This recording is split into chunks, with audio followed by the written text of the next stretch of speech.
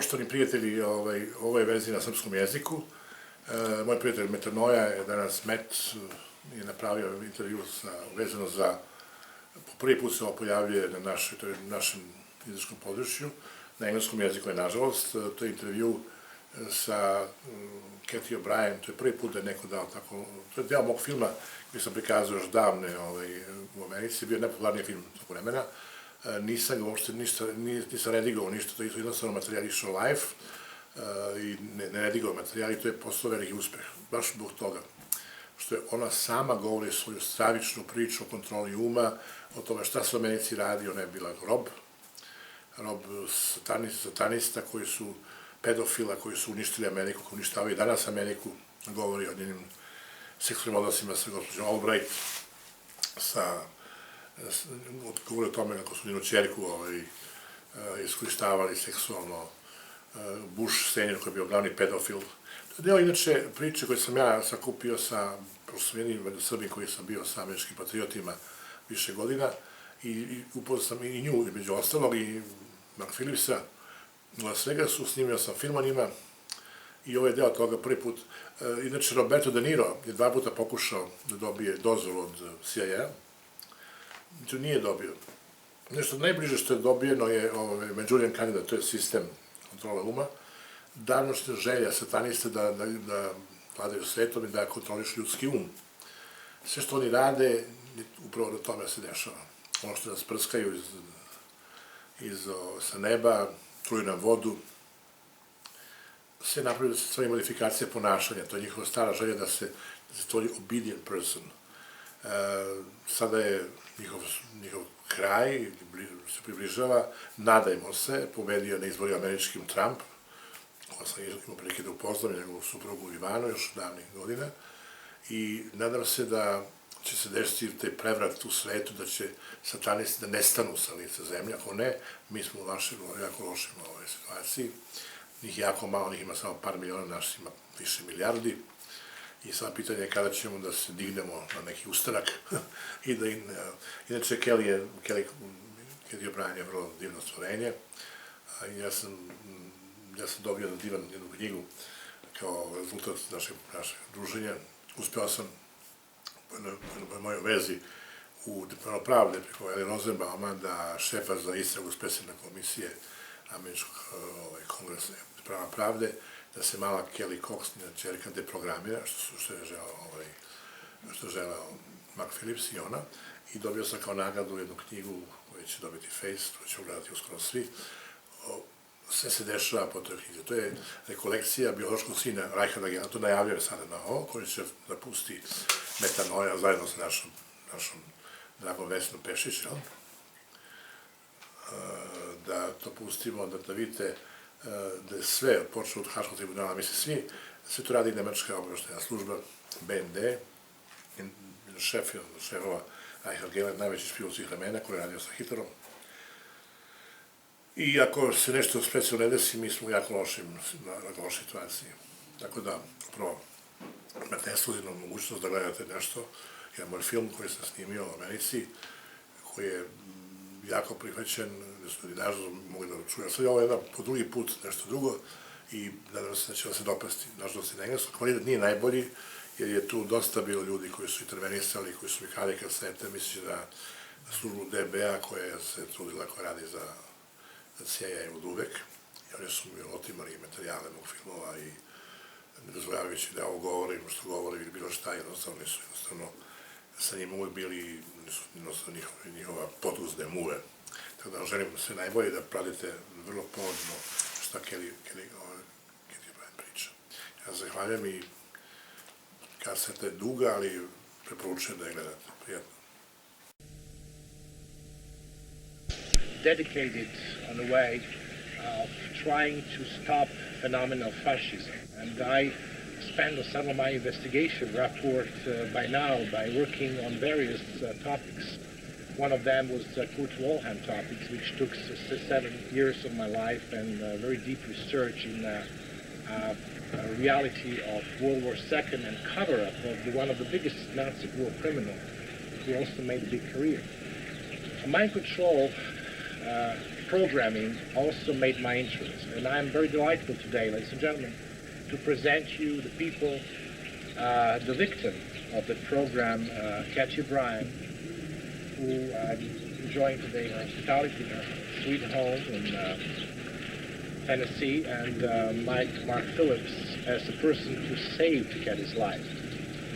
And my very first question is to Cathy O'Brien to tell us a few words about when she gets involved in that Untitled project, and how old you were there when you started that. I was born into a multi-generational incest-based family, and my father was sexually abusing me from as far back as I can remember, and he often bragged that he was substituting his penis for my mother's nipple while I was still an infant. And my father had created a dissociative identity disorder by his sexual abuse. Dissociative identity disorder used to be called multiple personality disorder, and it's defined as the mind-sane defense to trauma that's too horrible to comprehend. Even though I couldn't know that what my father was doing to me was wrong, nevertheless, the pain and suffocation that I suffered from his sexual abuse was horrific enough to create the multiple personality disorder. And it was the multiple personality disorder, or dissociative identity disorder, as it's more aptly called now, is why I was a chosen one, or a prime candidate for the government's CIA MK-Ultra mind control project. My compartmentalization of memory was something that they were very much interested in. And by the time I was 6 years old, my father had been using me in child pornography and was caught sending this child pornography through the U.S. mails. When this happened, he was approached by the head of the local Michigan mafia, who was also heavily involved in Michigan politics and U.S. politics, Gerald Ford, the same Gerald Ford that went on to become president of the United States. Gerald Ford came to my father and offered him immunity from prosecution if he would sell me into the project. My father thought it was a wonderful idea. He felt like the government sanctioned his child abuse, and he went ahead and sold me into the CIA's mind control project. Tell me something. I was talking with various people about Gerald Ford, and then I was discussing with various people on that topic. What is if you will say, proves that Gerald Ford could be involved in child pornography and being a member of organized crime? Is there any significant proof that you know of or you can recall of? Because you was following his career, you met him in even your 20s, and when you was 30 even, Gerald Ford. How do you know about his career of being so? Gerald Ford, if I might introduce this in, Gerald Ford has got a reputation among members of law enforcement, Park Service, even we understand persons who have contributed information from Secret Service and the Treasury Department have all made comments to certain members of Congress with regards to Gerald Ford's activities and his proclivity to some really strange and bizarre sexual habits. It's been well known throughout the elite inner social circles in Washington, D.C. and about that Gerald Ford has been involved with organized crime since his very beginnings in politics. You know, his wife, Betty Ford, became a chronic drug and alcohol abuser. And as a matter of fact, he capitalized on that by opening up what is known as the Betty Ford Center in Palm Springs, which supposedly and does treat alcohol and drug addictions in the stars and the elite social persons, both in the United States and abroad. But Gerald Ford's reputation, although not established certainly by Cathy with photographs of him with children or adults or anyone else, his reputation is extraordinarily well documented and well known by a lot of politicians and certainly law enforcement that has come forward with supporting documentation. When you're talking about supporting documentation, are we able to get some information on that, or to get some copies of that? We have verbal support from certain members of the federal law enforcement agencies, like, and I'm saying like, not that, but like the FBI, who have agreed in part to testify before Congress if we are able to get a legitimate investigation into Cathy O'Brien's claims. Now, there is an FBI officer by the name, formerly an FBI officer who was head of the office in Los Angeles, California, the FBI's office there. His name is Ted Gunderson. Ted Gunderson has discussed Gerald Ford's reputation and some medical reports that Ted Gunderson is familiar with from clients who have reported being abused by Gerald Ford. So Ted Gunderson is outspoken, he is retired, and he is one of the very few that is able to talk about this at this time. So obviously I will be able to get in. I know Ted Gunderson very well, and sure. I met him a few occasions, and I will be able to get some more information on that topic. Yeah, hard proofs are very hard to come by when it concerns a former or president of the United States. It's very difficult to come by hard proofs because as quickly as you display them, they're taken away from you for reasons of national security. So hence the reason that we are unable to provide for your viewing audience hard evidences, because we are using those hard evidences that we have acquired in hopes that we can present them to Congress and have something done very formally on this. Come back to Cathy, to you. You was mentioned that Gerald Ford went to your home and he introduced himself. Was he there in the capacity of, how you said, member of organized crime, dealing with pornography, and how he get in that time in contact with such sophisticated CIA operations like mind control? Well, or it was his private business before to be an organized crime? It had been his business for some time, which is how my father was doing the child pornography during my earliest years. But my mother was also multi-generational incest-based. She suffered from dissociative identity disorder, from child sexual abuse. And her brother, my Uncle Bob Tanis, also of the Muskegon, Michigan area, was very much a part of this abuse, and he was definitely a connection between my father and Gerald Ford. My Uncle Bob Tanis was U.S. Air Force intelligence and also claimed to be working for the intelligence arm of the Catholic Vatican, which is the Jesuits. So in other words, we'll be getting some information from that aspect of the... Mark, why the child abused people, I mean children like Cathy, were the objects for such mind control, and how you as an expert could describe that? We need to go back in history just a little bit. In the 30s, Adolf Hitler was researching two methods for obtaining control of the world. First of all, through nuclear devices, which would, in essence, destroy the victory of his spoils of victory, and also through mind control. And what Adolf Hitler had discovered was that the children of Northern European witchcraft-based families that were involved in Satanism and other forms of blood trauma, ritualistic type abuse, very commonly found in Catholicism and some other types of Christian belief systems. He found that there was an interesting phenomena that was occurring with the children. The children that had been abused literally since birth had developed some extraordinary senses visually. They had 44 times visual acuity improvement. In other words, they could see practically in the back of their head. He could envision using that one thing alone for his special SS forces. in addition to that, he also found out that these children had developed photographic memories, and along with a host of other psychological as well as psychiatric changes that seem to occur when people are exposed to horrific abuse.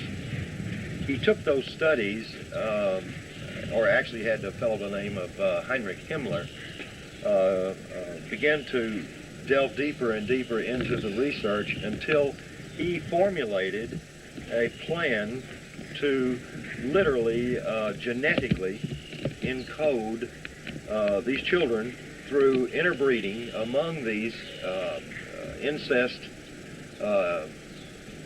based families.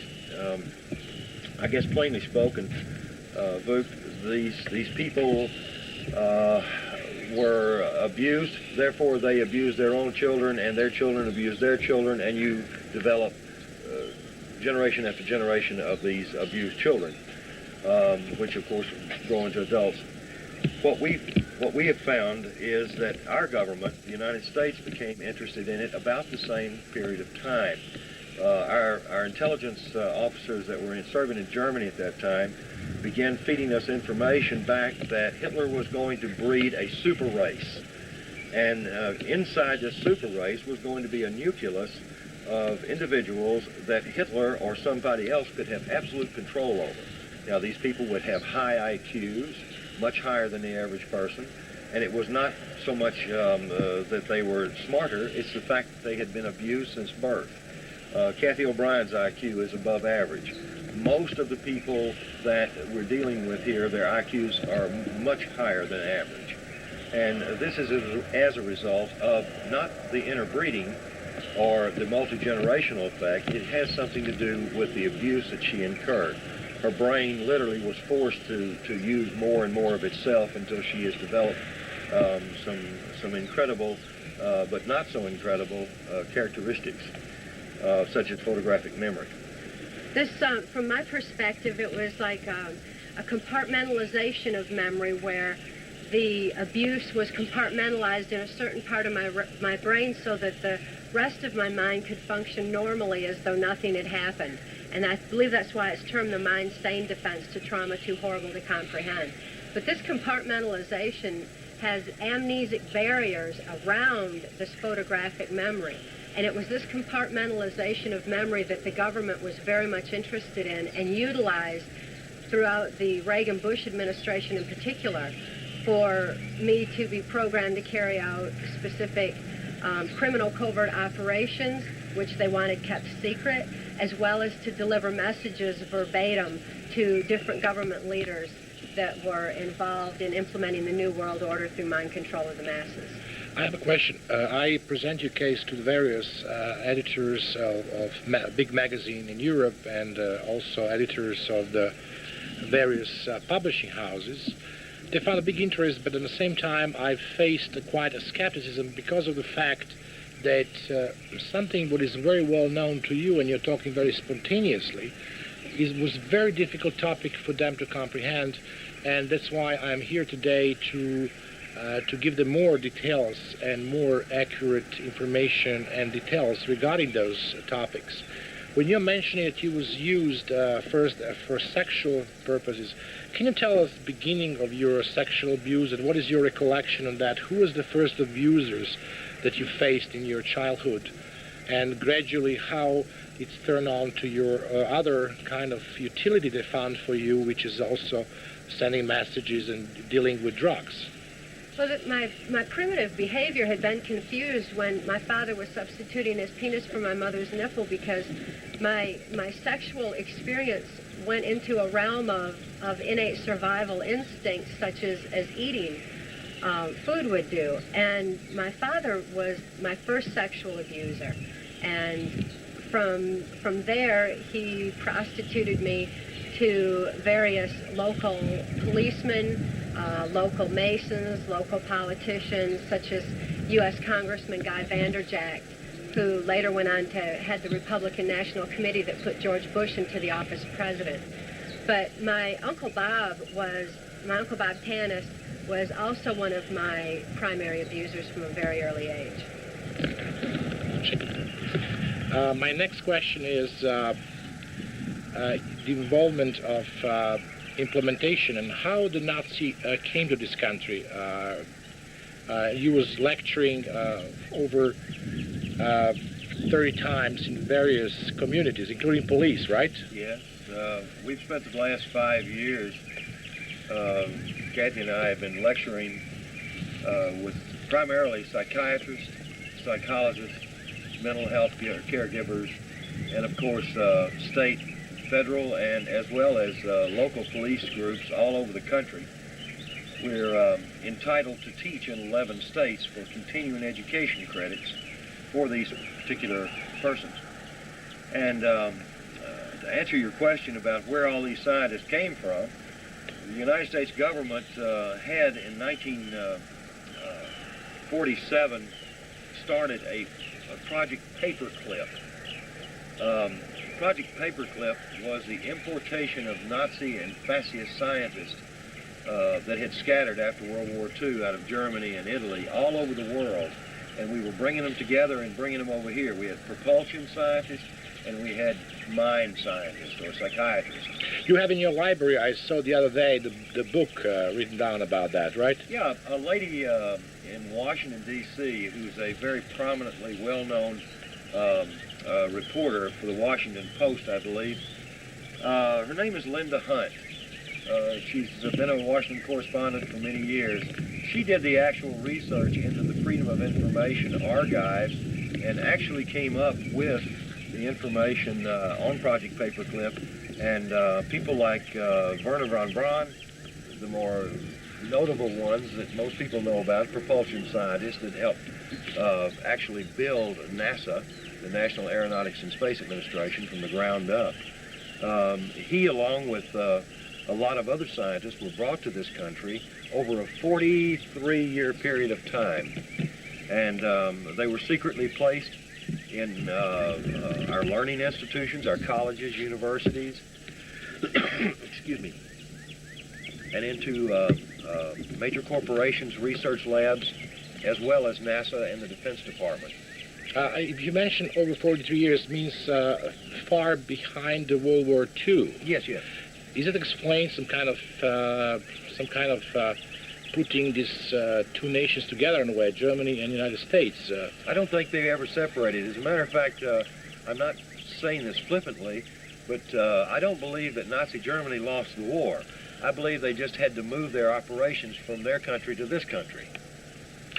You mentioned the other day, and it was about to go to this place in the state of Alabama, place where the NASA center is, and the place where you mentioned is a home for a lot of Nazi scientists. What's the name of the place? And Huntsville, Alabama is the home of the NASA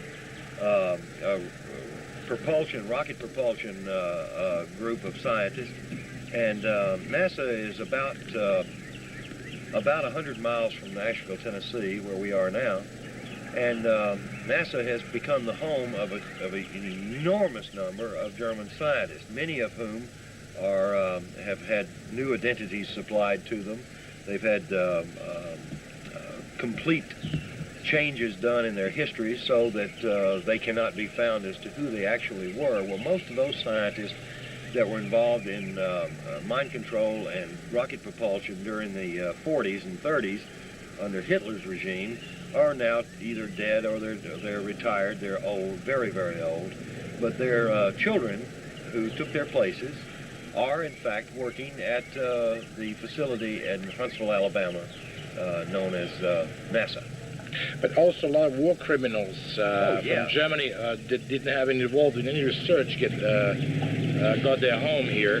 Yes, the ones that are still living are still, many of them are residing in the Huntsville area. Oh, it's a very interesting phenomenon.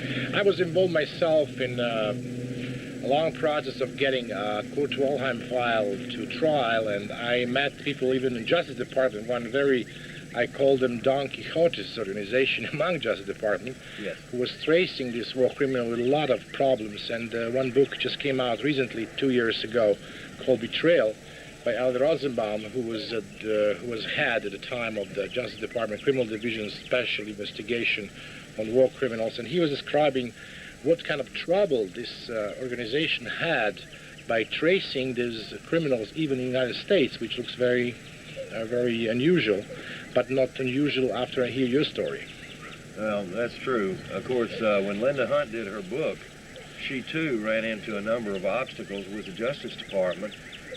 She ran into, like you have, cooperative members, as well as people who tried to deter her from her research.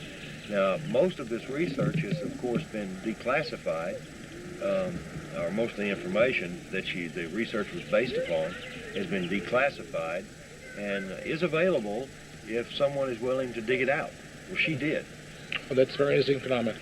Now I'm living in the States. For me, living in for some period of time in communist pressure, I was very happy to come to the country which I thought is epitome of democracy and freedom and everything that we're hearing on a daily basis by most American politicians. Now we are facing one phenomena of having people who call themselves patriots, who call themselves people very scared for the future of something that they call World World Order, which was just as verbatim said by George Bush, which reminds a lot of people in Europe of the New World Order, which was done by Adolf Hitler. How you put these two things together? Well, what we're concerned about is that mind control is being used today, as it was in Nazi Germany, as a tool of New World Order. You know, Adolf Hitler was really the second person in history to mention the fact that he thought that the only way that this globe or humanity would survive itself would be through a one world order, a singular government headed by a singular person. Well, Adolf Hitler wanted to ensure that that singular person be in absolute control. So he thought that by having human beings, that he could totally manipulate their minds externally. In other words, his puppets, or the people like Cathy O'Brien, people who had been conditioned from birth and trained from birth to accept orders and to act on those orders without any social conscience. These are the ones that Adolf Hitler envisioned would be his puppets of control for the world. Well, the first person, I might add, was Nero in Rome, and Adolf Hitler was second. George Bush was the third person in history to stand before society and say the words New World Order. But mind control, VUK, is only a tool. It's just simply a tool and an indicator, a social indicator, of what all of us can expect in the not too distant future, unless this information is released to the public where it belongs. Cathy, you mentioned in your part of the book, which was very interesting for various people that I was introducing your book to, your knowledge, because you was a person inside. And I will ask you something that people don't have in your book, because you're not a professional writer, and this may be your first book that you're writing, and I hope not the last one. Can you give us some more accurate details about your knowledge of people that claim to be World War Order? You met a lot of people. You was in the White House. You was in various military bases. Can you tell us some more information how you can determine those people that claim themselves to be a member of that order? There was an organization that was referred to as the Order of the Rose, and this was an elite group that was at the very top of what I was aware of for the implementation of the New World Order through mind control of the masses. Should you not mention the United Nations just recently adopted the rose as their official flower? This Order of the Rose, by everything I know, was attached to the United Nations. George Bush, of course, began with the United Nations. He continued his work in the United Nations through his good friend and associate, Madeleine Albright. Madeleine Albright is now our UN ambassador, or not our UN, but the United States' UN ambassador. And this Order of the Rose was not so much another organization like we hear about, like the Illuminati or the Masons or something like that, but instead was an was used as an indicator to each other amongst those at the top that they were involved in implementing the New World Order through mind control of the masses. George Bush was involved in the Order of the Rose, and Bill Clinton was involved in the Order of the Rose. What is your personal contact and contents to that topic? You met with people personally. You saw them wearing various symbols which remind people of that rose colors and everything else. Yes, they would wear a rose as an indicator to each other that they were a part of the Order of the Rose. And when it's happened and how you describe that? When you saw that particular phenomena? For example, at the White House, I was at a White House cocktail party during the Reagan administration, and... Do you remember the year and the members, anything, like month and something like that? It was, I believe, 1985 to 86, and at that time, the Prime Minister of Canada, Brian Mulroney, was brought to the White House. He was being honored at this particular cocktail party. He wore the rosebud on his lapel to indicate that he was a part of this Order of the Rose. You saw him, you personally, at that party? It Yes, was some kind of a closed party, closed society, without presence of the journalists, I believe, right? I'm not aware of any journalists that were there. There were quite a few people that were at this particular cocktail party. Not all of them wore roses. The ones that did certainly indicated to me, since I knew, that they were part of this Order of the Rose. Who was there on this party? Who was George in the Bush, Madeleine Albright, and Ronald Reagan, Senator Byrd, to name a few. One interesting thing, there was a presidential helicopter that crashed in the state of Maryland in 1993, I believe in June of 1993. That was a helicopter that Bush used with some frequency. And one of the odd things about it was, instead of having the presidential crest embroidered into the seats, it had a rose.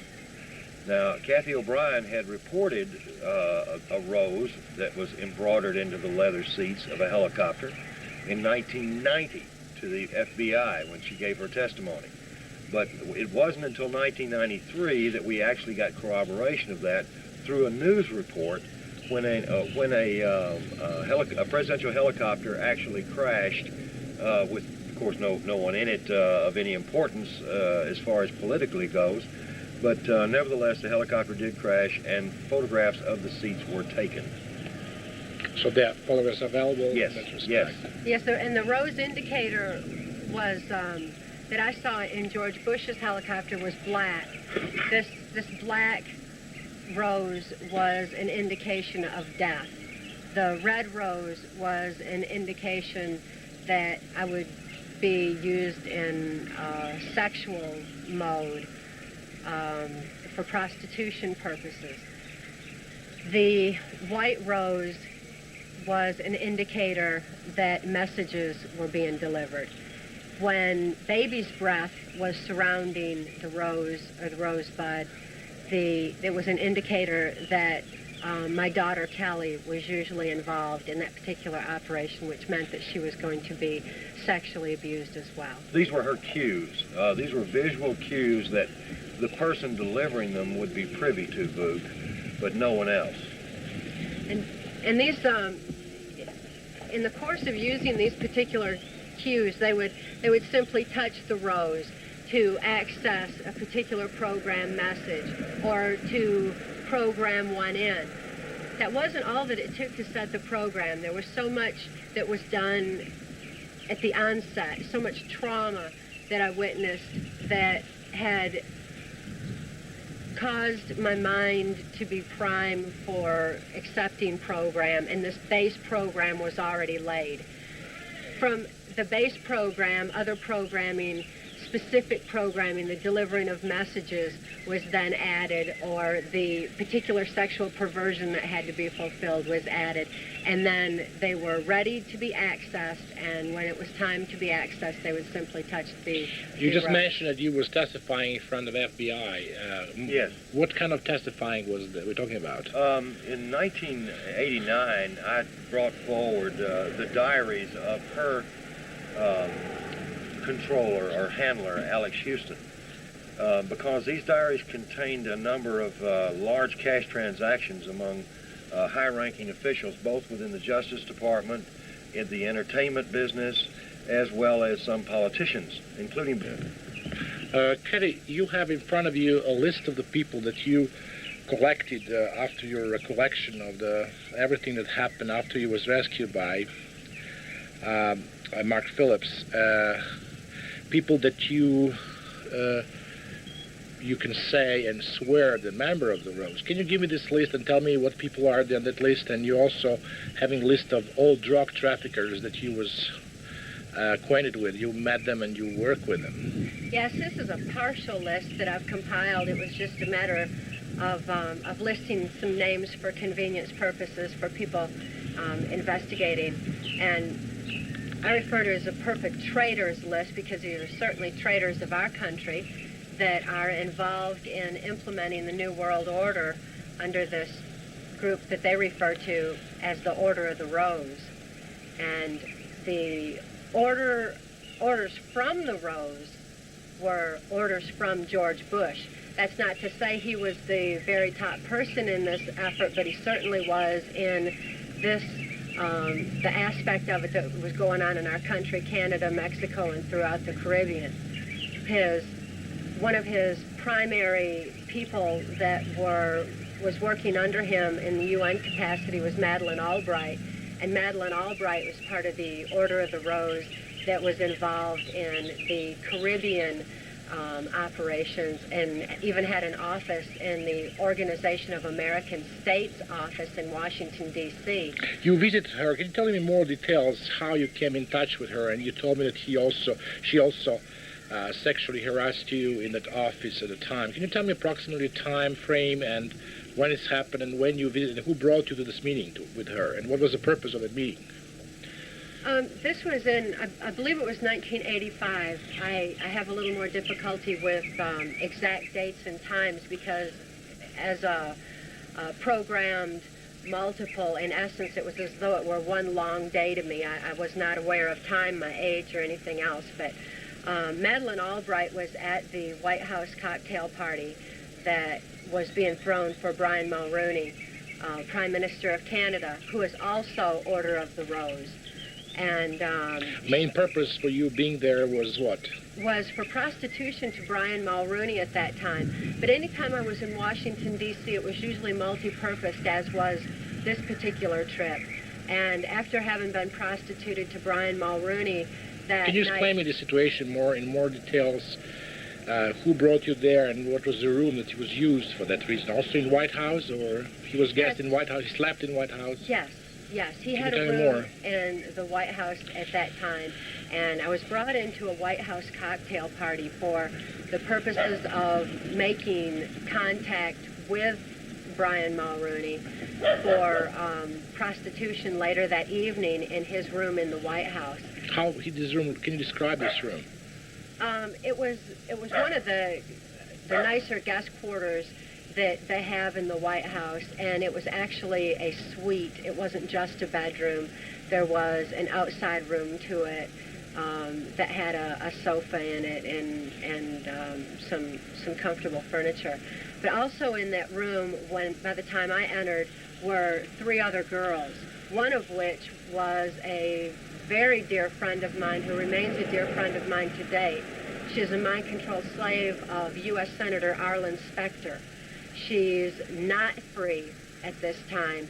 She is amnesic of most of the events, and she's anxiously awaiting the day that someone will be able to rescue her from her ongoing mind control existence. What is her name, and where is she located now?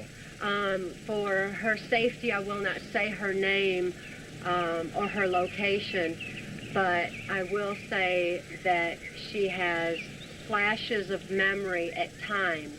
And when I was talking with her recently, she said that... You met with her in person?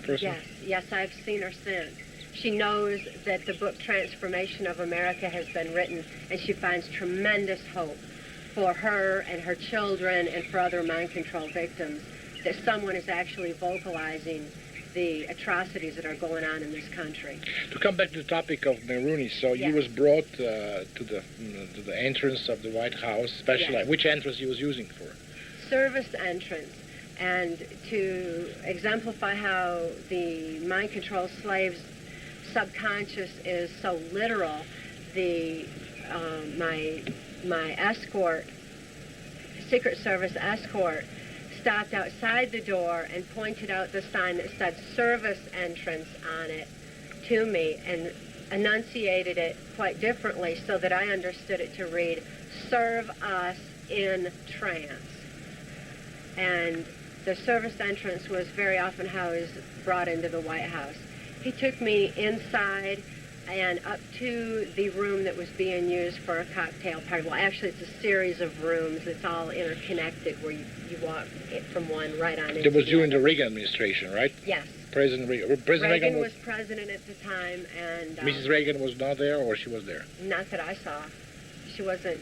I never had any association with her, and didn't see her around at all.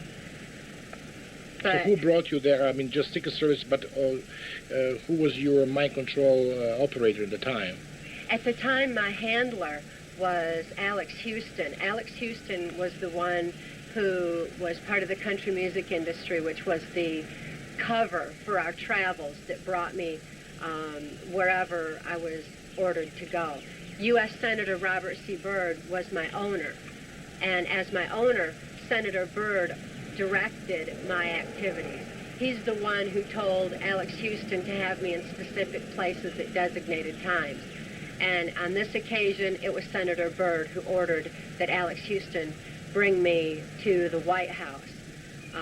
And also, because I had other business in Washington that I would have to be tending and mind control programmed for at that particular time. So Alex Houston had brought me to Washington and left me off with the Secret Service, who escorted me into the White House and to the rooms, the series of rooms where this particular cocktail party for Brian Mulrooney was. So there was you spent all night in bed with him and having intercourse with him, or? Not all night, just until he was sexually gratified, and then I left from there and was with Senator Byrd, as was so often the case. What do you mean by you was with him after you slept with him as well? Yes, very often there were a series of men that I would have to sleep with have sex with in one particular night. But as a sex slave, there was no personal interaction, there was no conversation, there was no keeping me around for any purposes. I was simply there for sexual gratification purposes. And that was the case on this night. As I was going through this cocktail party, George Bush and Madeleine Albright were also present. And George Bush signaled me to come over to he and Madeleine Albright and talk. And it was there that Madeleine Albright ordered that I would be brought to her OAS office the next day. So she said that you mentioned in your book, I remember the page 167 even by heart, that George Bush told you about Margaret Albright. Who is she and something like that. Well, yes, he made some jokes to the effect that she was the, quote, Reverend Mother of all sisters, which cryptically meant that she ordered mind control slaves such as myself around. And that particular cryptic language was indigenous to the Catholic Vatican, the Jesuit mind control aspect of my victimization. So the Order of the Rose and the Catholic influence that I was experiencing at that particular time put me into the Catholic Jesuit mode of operation that I had been previously programmed for and conditioned for, and was often used for carrying out particular Caribbean operations. And now your second meeting with her was in that building that you was mentioning before. Can you Yes, describe the building and her office and how it looks like and how this event had happened? Well, the OAS building is located in Washington, D.C., and Alex Houston dropped me off out front. I went through the front door, and there's like a hallway that goes all the way through the OAS building and right out to the back where there's a rock garden. Her office... How the garden looks like? There's some elements that you can describe? The rock garden had a little walkway, like a sidewalk, where people who worked there, people who were brought in, could go outside. There were different rocks, some trees and shrubs there, and a lot of Caribbean art was around the woodwork. I noticed that there was some Haitian artwork in particular that I recognized from having been in Haiti on operations so many times. So you was first probably, you went through the guard there and who told you where you're going, right? And first somebody asked you where you're going, or? No, I just went straight in. I already knew where I was supposed to go, and I'm sure that the different indicators that I was wearing was a tip to many that I was part of the CIA operations anyway. I, too, had to wear the different roses, and particularly in my hair. But I had been given a little red rosy cross when I was first brought into the Order of the Rose. Could you just keep this, what you was talking yesterday, and I just want to be curious if you can tell us on the camera that. You went to her room and she was sitting there, right? And she was... yes, after what's we happened talked outside and I had received my orders, she brought me back into her office, which is located near the rock garden, and it's on the left as you go in. The office was really quite small, but it too had some of the Caribbean art on the walls. Some Haitian carvings were around the room. There was a file cabinet. Overall, it was a relatively small office because it was not her main office.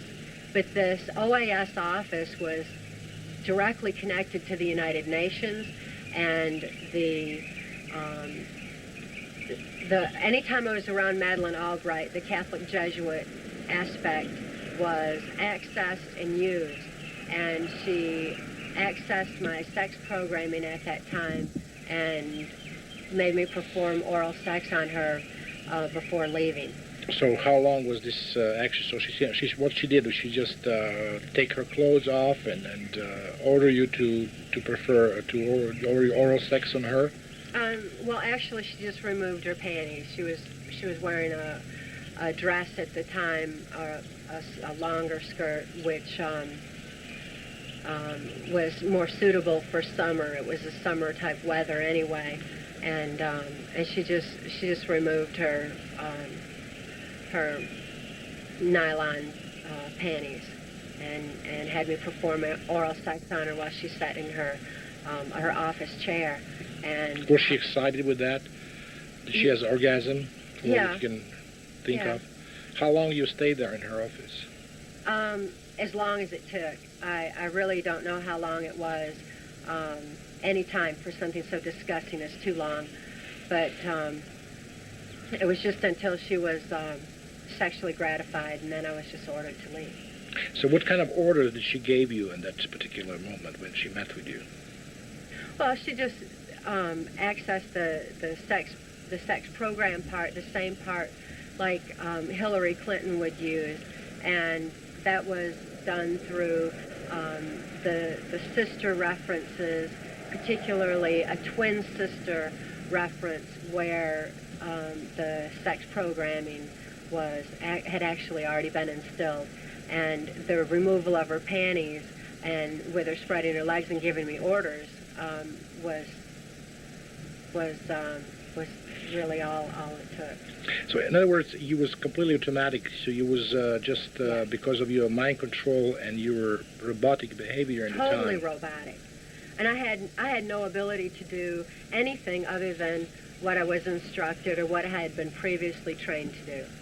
And she was well aware of the fact that I was programmed and trained. She was aware of the fact that I was used in pornography with Larry Flint's Hustler magazine. Okay, you have some magazine where you can see the photographs of you on that magazine. Those are available. They're available on the Flint's and Enterprise and Hustler magazine. Okay, what I would like to ask you, this question that we were starting this programming, this particular segment was about your knowledge of other members of the Order of the Rose. That you can. Did you give any testimony to any organization like FBI, anything regarding that Order of the Rose?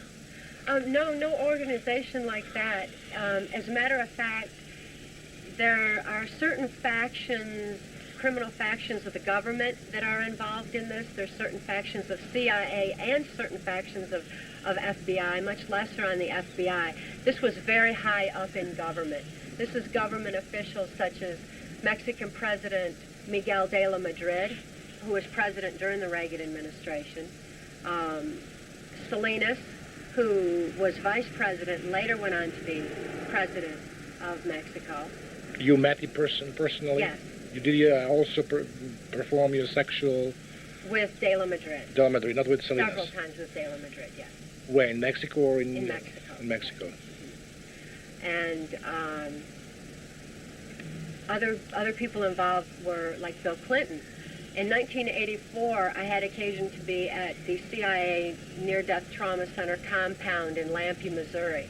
And Bill Clinton and George Bush were there together. Mm-hmm. To some people in this country, it seems odd that a Republican and a Democrat would be together. But in fact, their agendas were exactly the same. Their agendas didn't even have to do with the Democratic-Republican parties, did not have to do with the best interests of the United States. Their interests were this new world order. They both had exactly the same goal and the same agenda. At that time, they were conversing to that effect, and Bush said that when the American people became disillusioned with the Republican Party, that Bill Clinton, as a Democrat, would be brought into the presidency to finish carrying out this New World Order plan. Other subject is when you was discussing, I'm recalling now the tape that you sent me to Europe, what I was showing to people that editors and some people from the various magazines that find big interest, but at the same time very big skepticism, because they don't have particular details in their topics. You was talking about this hunting field when Bush and Clinton were present. Can you tell me more particular where was happened, which plant you're talking about, and what you detailed, how you can detail that? Well, this was this most dangerous game, as they referred to it, was a matter of human hunting. And when a mind control slave such as myself was stripped of clothes and turned loose in the woods, I was then hunted by George Bush, Dick Cheney, and Bill Clinton, among others. But they were the main ones. I do not believe that it was necessary for them to have subjected me to this form of trauma. There were so many other traumas going on at the time. My mind was already prime conditioned for mind control program. So I really don't understand it, except for the fact that they found great pleasure in this form of human hunting. And they took it from particular military maneuvers. And which base we're talking about when you was recalling the situation when Clinton was present and Mr. Bush? Which airspace? There's a little place called Lampe, Missouri, that's just across the Arkansas line. Bill Clinton was governor of Arkansas at that time, and his whole cocaine operation that was Mena, Arkansas was the main hub for, was bringing cocaine into this CIA compound. And this particular Swiss villa, as they called it, amphitheater, in Lampe, Missouri, was actually a CIA compound out in the woods, military fencing all around it, and mind control training center where there was high-tech equipment was in one building. There were offices in another. there were little Swiss-style villas or cabins where different officials in either the military, CIA, or politics would stay, and it would house them while they were there for either the cocaine activities, for the paramilitary operations that were going on. You know, there were black helicopters everywhere, total robotic guys that were being used in special forces. Which special forces you're referring to? There was also another program on my control by Delta Force, Yes. right? Can you describe what is your knowledge? Do you have any knowledge of that, or you met these people, and can you describe me some more of this? The Delta Force and the Navy SEALs are an elite part of the military that is mind-controlled, like the mercenaries. I'm more familiar with the mercenaries that were being trained to carry out international operations that weren't necessarily sanctioned by Congress, and they were brought into other countries, such as South America, and to carry out their orders. When in a country like that, the airplanes would then come back with the drugs in them, and the drugs were then sold on the streets here in America and really worldwide. The CIA's so-called war on drugs was nothing more than the CIA eliminating their competition and taking over the drug industry. So it was all inter-attached. It all interworked. At this particular compound in Lampe, Missouri, the paramilitary operations there were for more of the UN aspect.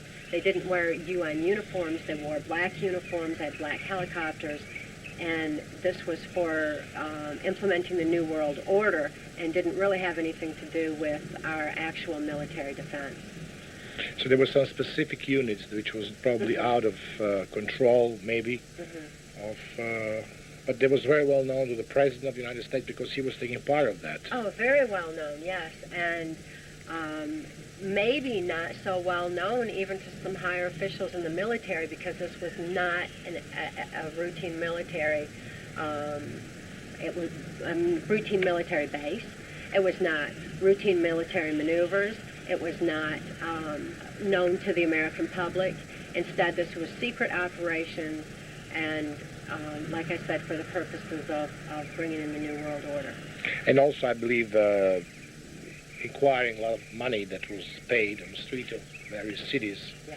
which was used for various operations. Yes, it's enormous amounts of money that were brought in through the drug industry. If we had this illegally gained money actually being used for our country, we wouldn't have a national debt here. There wouldn't be any problem at all. But instead, all this money was being used for the global effort. So the money was being funneled into that. Much of it, I'm aware, was being funneled through the Catholic, like the Catholic convents, Jesuit schools, and all. The money a lot of times was being funneled right through there, through the Catholic Church for laundering purposes, and then actually put into the New World Order effort. Another one of these compounds was on Mount Shasta in California. You were there too? Yes, I was. How many times you were there? One time I was taken there. Which year we're talking about? Which year? Can you recall the year? December 1986. And that was when George Bush and Dick Cheney were at that particular compound and indulged in their perverse pleasure of most dangerous game. Did you sleep with George Bush yourself? No, never. Even though he was present when he had turned me loose in the woods, he also had turned my daughter, Kelly, loose. She was only 6 years old at the time. And later on that evening, when Kelly was brought in... In California? You're talking about California? When Kelly was brought in, she said that she had been caught, same as me, to quote her, in that so-called most dangerous game. That was to make her feel responsible for the sexual abuse that followed, and it was to make me feel responsible for it, because had we not been caught, then we wouldn't have had to have endured the sexual abuse that followed. George Bush sexually assaulted my daughter, and Dick Cheney sexually assaulted me.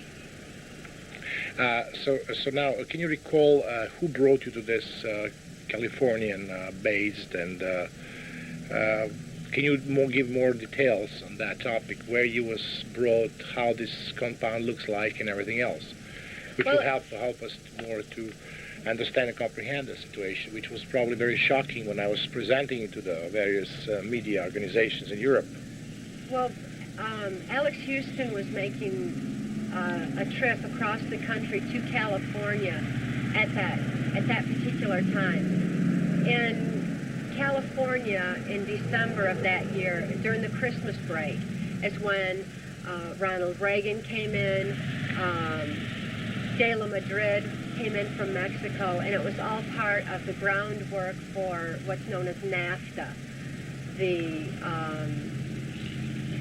North American Free Trade Agreement, which this particular groundwork was actually the opening of the Juarez, Texas, Mexican border to the free flow, free trade of cocaine and heroin into this country. So, but I believe also in the economy, other economy, yes. Not exactly the cafe. Yes. So that was really the primary purpose for making this trip across country to California.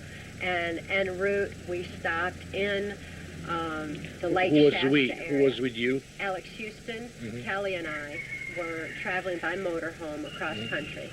And we stopped at Merle Haggard's. Did you have a cocaine on your Yes. home? Yes. And you saw Houston delivering cocaine to various people? Oh yeah.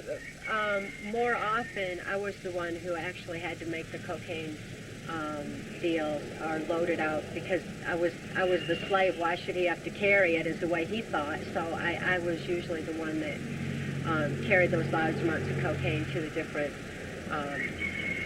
warehouses, facilities, and all where the cocaine was dropped off. Can you recall to whom you delivered the cocaine at the time, just for curiosity reasons? Oh,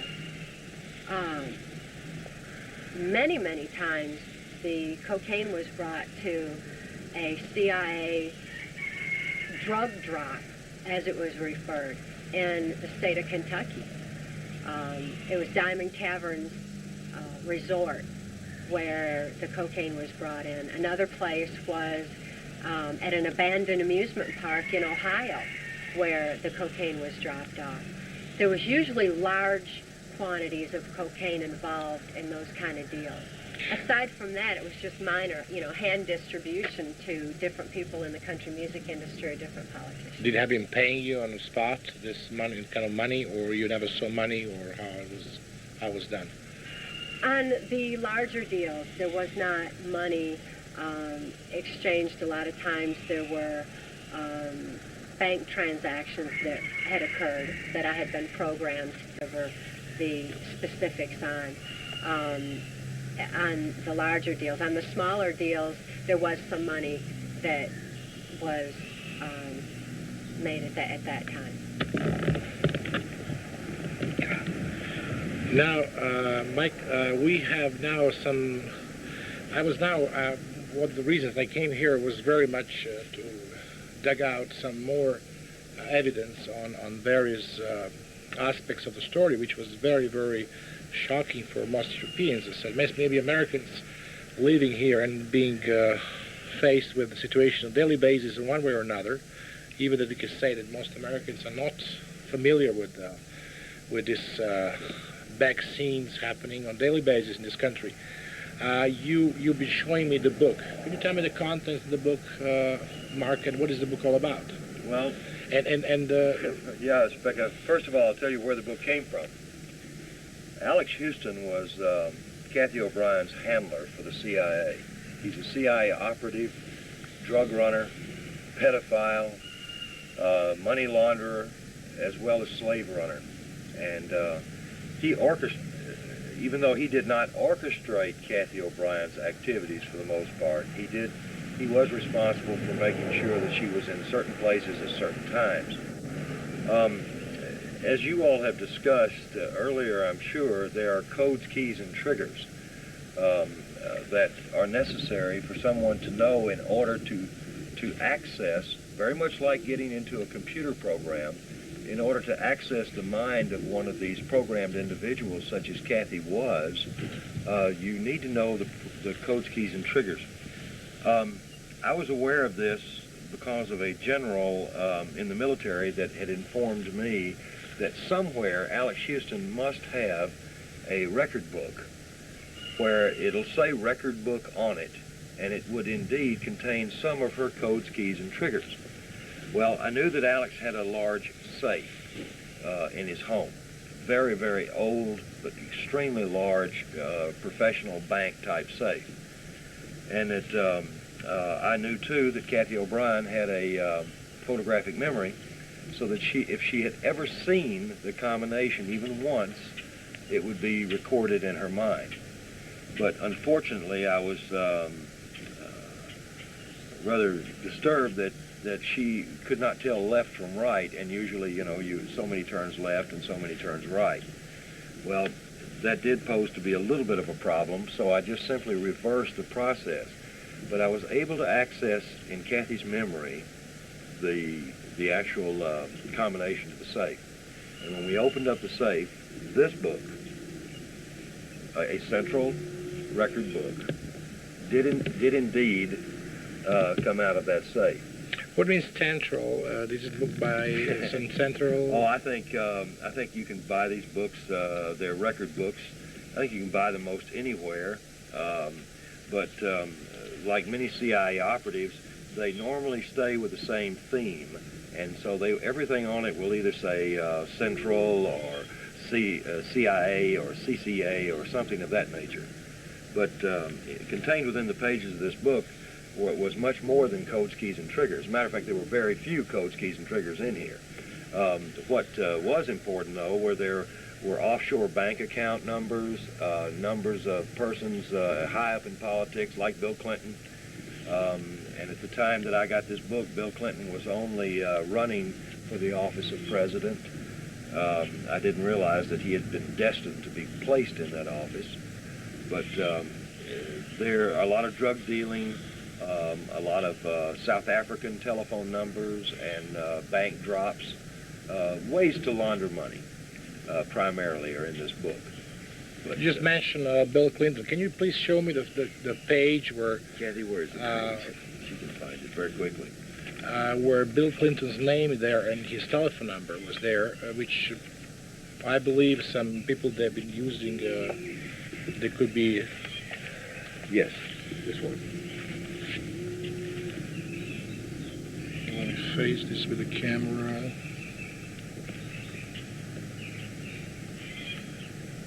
Bill Clinton. And if I could recall the number, 859 through the lens on my camera, 6641. Correct. That's correct. Was it number in his country home? Yes, in Little Rock, Arkansas. Mm-hmm. So what is it down on the top? Let me give it again because I just want to show my viewers. There was some... It says prospective dealers, and actually what that meant in code is the fact that Bill Clinton was not a dealer, but a consumer of cocaine. So, Cathy, you can recall, and I believe you testified on some occasions on Bill Clinton's using cocaine. You testified that you brought him the cocaine. And can you describe me this time and time frame and what was happened? 1978 was the first time that I've delivered cocaine into the state of Arkansas at Mena Airport. With whom you was there at the time? With whom you was there? My first mind control handler, which was Wayne Cox. Wayne Cox. The man who as a child with you was chosen to be your father of your child. Is that correct? Yes, yes, and he was also involved in the mercenary operations that were under the direction of Louisiana Senator J. Bennett Johnston. And these mercenaries, as I was saying, would go to South America or wherever. The officers of the army and bring back the planes would bring back the drugs. This one particular airplane load of drugs was transferred into a van, driven into the state of Arkansas, and delivered to the Mena Airport area. I only knew it as a remote airport in Ouachita Forest in the state of Arkansas, and it's since been identified exactly as Mena Airport. But I delivered some cocaine directly to Bill Clinton. What quantity were talking about? What quantity of cocaine were talking about? Just a small personal amount at that time. Like 1 kilo or something? Wasn't that much. I don't believe it was that much. So where was the place of delivery? It was at a hotel that was right nearby there, where Bill Clinton was staying at that time. Do you remember the name of the hotel by any chance? No, I don't. So it was a small hotel? It wasn't like a conventional motel with like a Holiday Inn kind or something. It wasn't like that. It was an older stone motel. It's actually the place that she's identified. She did so for some investigators with the Kenneth Starr Investigative Committee for Congress. And although I apologize, I don't have photographic memory recall, they did tell me what the name of the place was.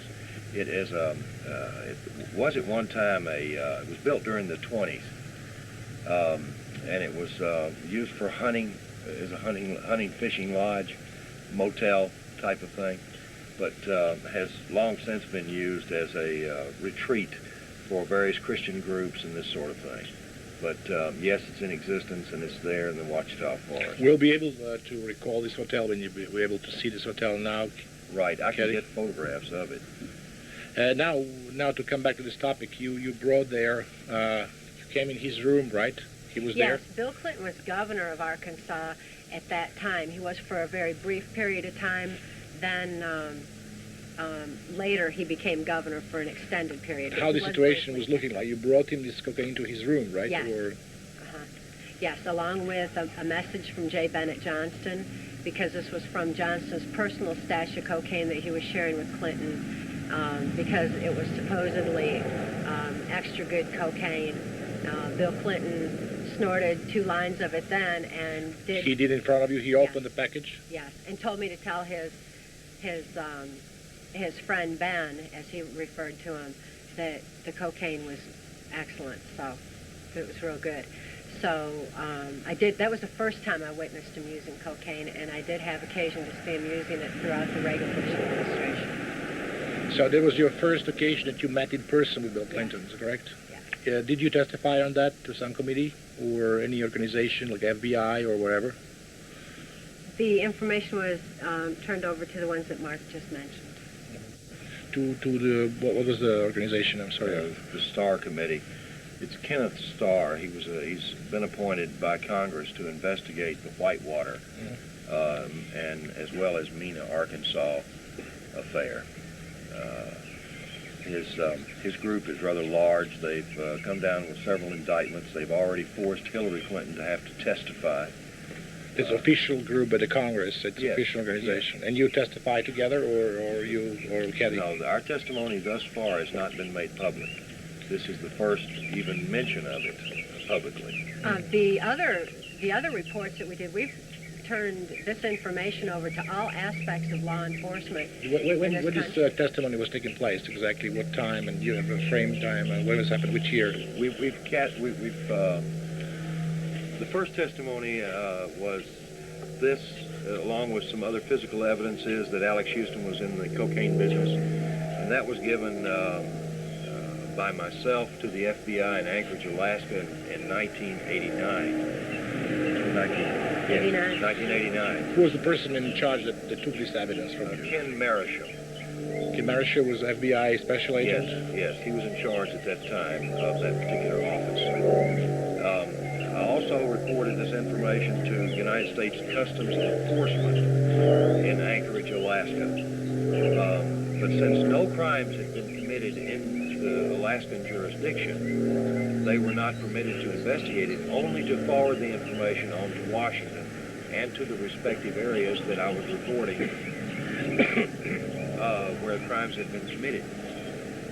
Cathy then gave testimony to the local Anchorage Police Department for the FBI on camera in 1989 with regards to Alex Houston's abuse of her daughter, herself, and in addition to that, some information regarding the drug dealing. But at that time, Cathy had not recovered her memories yet, beyond a certain point. In 1990, we also gave testimony to the United States Department of Defense Special Investigations, known as the Defense Intelligence Agency. A representative from the Huntsville, Alabama regional office came to my mother's home just outside of Nashville, Tennessee. And there Cathy gave more recorded testimony. What was his name? Do you remember? You know, it's in the book. Oh, I see. But I don't recall it offhand. We reported all these crimes to so many people, and on every turn we were stopped for reasons of national security. It's also interesting to note at that time when we were reporting these crimes that the U.S. Attorney General of the Justice Department here was Dick Thornburgh. Dick Thornburgh was a primary victimizer of mine. He's heavily involved in the white slavery cocaine operations. He was, at that time, governor of the state of Pennsylvania, and during the bulk of my victimization. But by the time that I was reporting the crimes of my victimization, he was the U.S. Attorney General, wow, which meant that he shut down the any investigations for reasons of national security from all aspects of especially on the federal end, from Customs, FBI, the Defense Intelligence Agency, the U.S. Army's CID investigations, really just all aspects of law enforcement that we reported to, and we went to everybody. Dick Thornburgh was right in a position there. Dick Thornburgh's name is also in this diary. Yes, Can I just right have here. it for my audience? Is that Yes, this was for a kilo of cocaine that Alex collected off of him. He delivered the cocaine to him, or Cathy did, and Thornburgh, $18,000. yes. So did you deliver this particular cocaine to him personally, or? Oh yeah, there was Many. many You deliveries. remember seeing him, right, personally? Oh, many many times. times. She was used with him Many sexually. You also have a sexual relation? Yes. He was, so you was having with him. Another aspect. Oh, I'm sorry. That kid over there is agitating that dog. This list Cathy, you have a list of people that you, what is, how you could call this list? You have a list of the New World Order and list of cocaine handler for CIA or drug dealers. Can you tell us the That's substance the of this? perpetrators, I think, is what she refers Yeah, I to. refer to them as the perpetrators. Yes, it's an extensive list, but it's still only a partial list.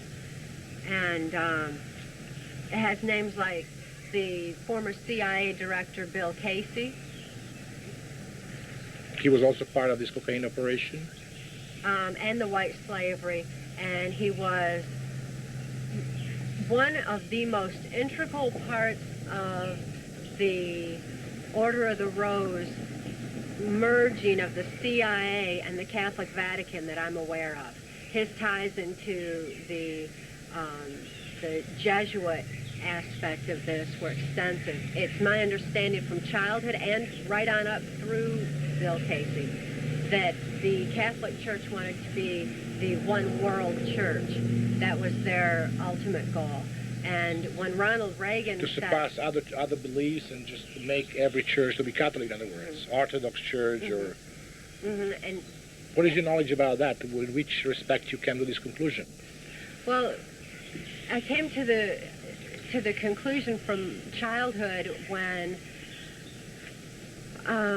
the former governor of Michigan, George Romney, and then Prime Minister of Canada, Pierre Trudeau, were talking. Pierre Trudeau was Catholic Jesuit, and they were discussing the emergence of information back then from what the information that the Catholic Vatican had on the effects of trauma on the human mind that was supposedly stored in the Catholic Vatican. That was the first introduction to that. Bill Casey was right on up through the Reagan administration, so often I heard of this merging and how the Catholic Church would be the one world church. Ronald Reagan told Brian Mulrooney at that cocktail party at the White House that we were discussing earlier, that he believed that the only way to world peace was through mind control of the masses.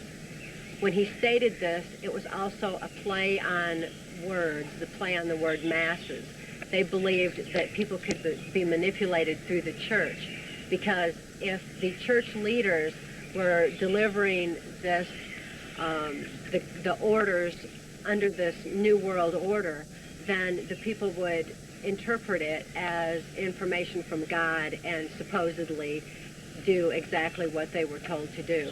So it was mind manipulation in that regard, but mind control of the masses was also in reference to the populace as a whole. So it was more or less a play on words. Brian Mulrooney was part of the Jesuit aspect of things, so to him it was quite humorous the way that Reagan... How many times that he was sexually abusing you? Or how times you was actually offered to him? How many? To Mulrooney? To Mulrooney on 2 occasions. He was not one of my primary abusers. Which occasions talking about? Which, can you recall these occasions and the year frame or... The one that we discussed earlier at the White House, and another time on the Canadian side at Niagara Falls. And who brought you there to him the second time? Alex Houston. Again? Alex Houston. It was still traveling under the guise of the country music industry. That was our cover. That was our excuse for traveling throughout the United States, Mexico, the Caribbean, and Canada. And now, to come back to this list, you collected the names and people that you met during your time of your cover-up with drug business or drug trafficking. Can you please tell us the rest of this name that you have on this list? Can you just read for me, please? Other names include Saudi Arabian King Fahd. This regarding to New World Order members, right? Yes. Yes, these are. I can give you the Order of the Rose New World Order names. I've highlighted them on this particular list, and it's also full of particular drug lords that are not Order of the Rose, but are aware of it, such as Jose Busto of San Juan, Puerto Rico. Start first with Order of the Rose and the people that was there, and your classification on that.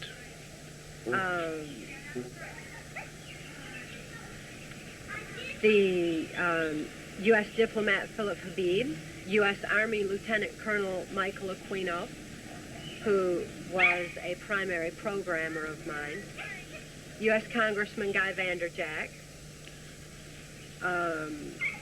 Tommy Lasorda of the L.A. Dodgers. He has the baseball team here that the Dodgers, they were using mind control in it. Plus he was Catholic connected and was very much a part of the Order of the Rose. Former U.S. drug czar and Secretary of Education during the Reagan administration, Bill Bennett. Bill Bennett is very much a part of the Order of the Rose.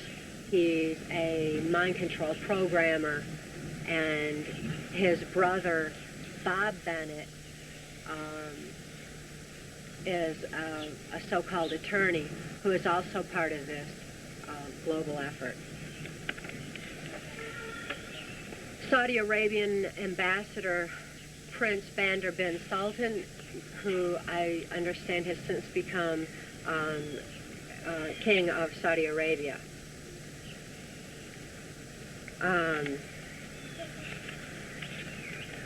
Former Tennessee Governor Lamar Alexander, George Bush Jr., Michael Dante, who was the chief pornographer for Ronald Reagan. In essence, what that amounted to is he did a lot of covert filming to compromise politically affluent people by their perversions from having had the films on them.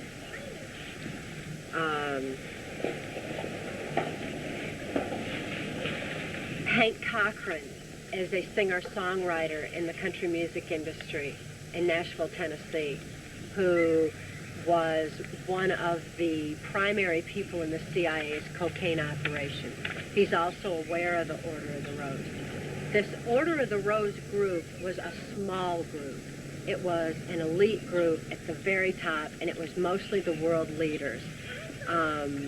Aside from that, there were several people who were aware of it, but were not actually a part of it or privy to all that was going on there, such as our former Defense Secretary, Dick Cheney. He was not member. Dick Cheney was not member of the Order of Rose. And not that I was aware of. He could have been, but it was not my experience to witness him being an actual part of it.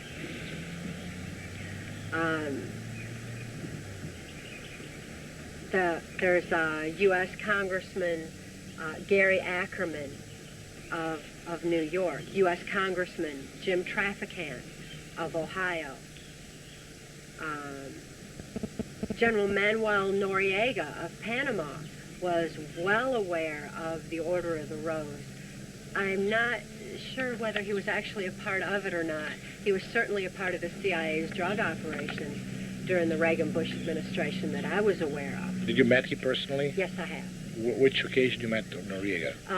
The primary occasion that I met him was in December of 1987. And where was that? It was in Tampa, the Tampa area of Florida, which was real close to MacDill Air Force Base. It was actually just across the bay from MacDill Air Force Base, which is a very primary hub for the cocaine operations of the CIA. Also, who brought you to him, and how you can describe this meeting with him, and can you describe where you met him and which it was hotel room or some other or base? No, actually, he had his ship out in that that harbor area. He has this enormous yacht. I guess it's actually referred to as a yacht. I really don't know where the difference would come in between a ship and a yacht. His was so big. But there was an enormous party that was going on his yacht at that time. I was brought in for the purposes of delivering a message from Ronald Reagan pertaining to his blatant cocaine activities since Iran-Contra was in full swing at that time and was very scandalous in this country and had a lot of media coverage. The orders to Noriega at that time were for him to just, be quieter about the operations, to go underground with them, and to cease, the blatant activities that he was. Can you recall exactly what order you gave him, what kind of symbol you used for that, or language? Primarily, what was done is there was U.S. Senator Alan Simpson of Wyoming was the director of the operation. It was called Operation Shell Game, and this was an effort to have Noriega cease his blatant activities. It was done through terror tactics, where Lieutenant Colonel Michael Aquino was brought onto the ship as well. I did see Oliver North downstairs while I was being taken upstairs to Noriega. There was, I was used in. Can you use this? Can you try to recall this picture how you was brought to his room inside, or how it looks like? Yes, I was given specific orders to be on a dock to be picked up by a little boat, which would take me to his yacht. This little. Who brought you there to this boat? I don't know. Somebody that had, it would look like a little speedboat type thing. No, who brought you there, and a person that brought you there to Florida? Alex Houston. Exactly. Mm-hmm. Okay. And Alex Houston then flew off elsewhere to carry out his own business, while I was left there to carry out these particular orders. So you gave him a message from Reagan, in other words? Yes. What was the message? Do you remember the message? Yes, not verbatim right at the moment. It is recorded in the book verbatim, though. Mhm. It is in Transformation of America verbatim. My memory now, I would have to go into like a self-meditative trance to recall verbatim, and I don't choose to do that at this particular time. But the message, in essence, was that the imminent lifting of the veil over all of them from Iran-Contra was going to expose the CIA's cocaine activities if Noriega didn't cease his blatant activities now. He was told that he would be covered, that he would be protected from any exposure unless he continued on the course that he was, and he chose, I guess he chose to So continue. you gave him this message personally, Yes. right? Per se, you stayed next to him in his chair or his No, room? what had happened was I was brought to his yacht. I was given a coded pass key, which was a shell that was swirled into the design of an eye. It's an actual shell that's found on the beaches in that area. Mhm. I presented the shell. There's also the shell of what they referred to as a baby's ear. That was very traumatic, that was used to signal my involvement in this particular Operation Shellgate. That was my pass key onto the ship when I presented it. Once I was cleared the guards, and he had armed guards, Noriega had armed guards on his ship. Once I was cleared past them, I was escorted upstairs to what appears to be like a black smoke mirror windows of the very top floor, which is where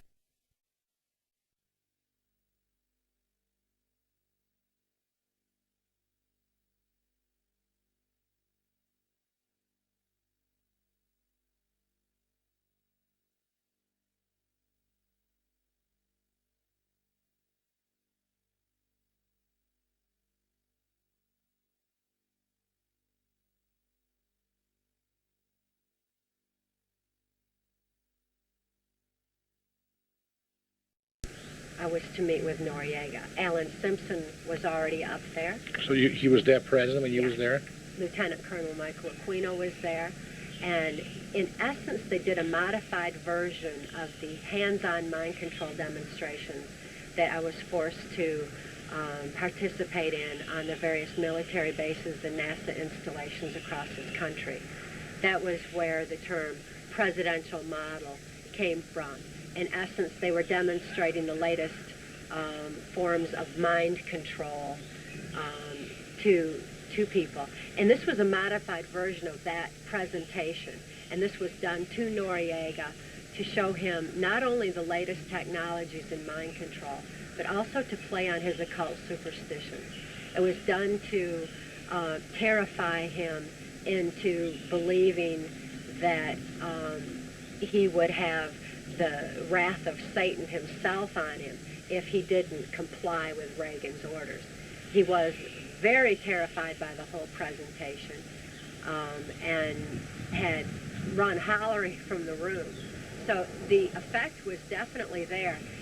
The trauma that he endured on his superstitious beliefs, coupled with the message that was delivered verbatim, including the exact voice inflections that have been programmed with, should have been sufficient to force him into containing his operations on a more subtle basis. Somehow, I don't know why or how or what happened, but apparently he didn't do it, and that was Bush's, when he went and raided Panama on the so-called Operation Just Cause, when they brought Noriega into this country. And I guess he remains a political prisoner here to date. But that was done because he was skimming profits off the CIA drug money that I'm aware of. And how was you aware of this scheme process? Because of the transactions that I was involved in on his aspect of this cocaine operation out of the Caribbean.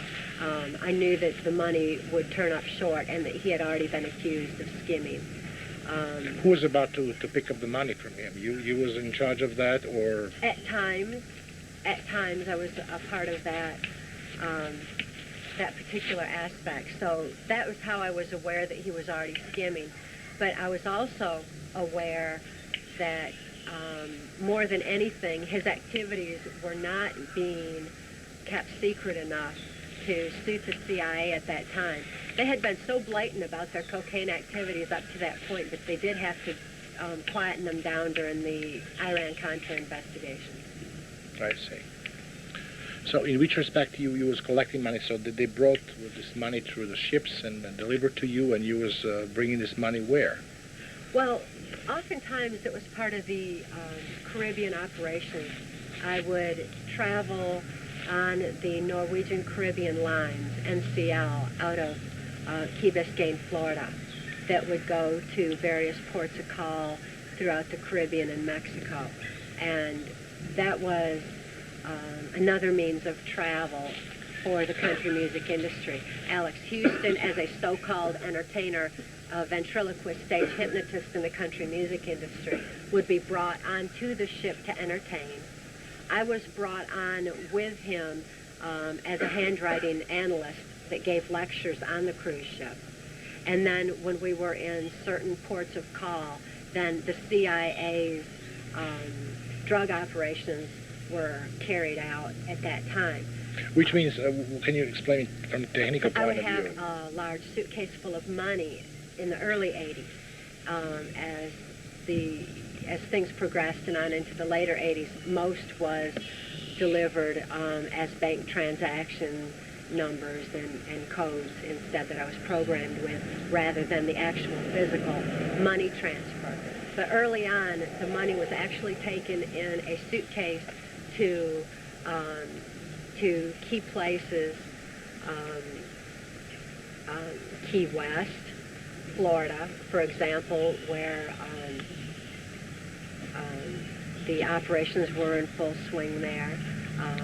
Some into Mexico. A lot of heroin was actually brought out of Mexico during that point in time through NCL. The NCL is what? Norwegian Caribbean line. Oh, okay. It's a luxury cruise ship.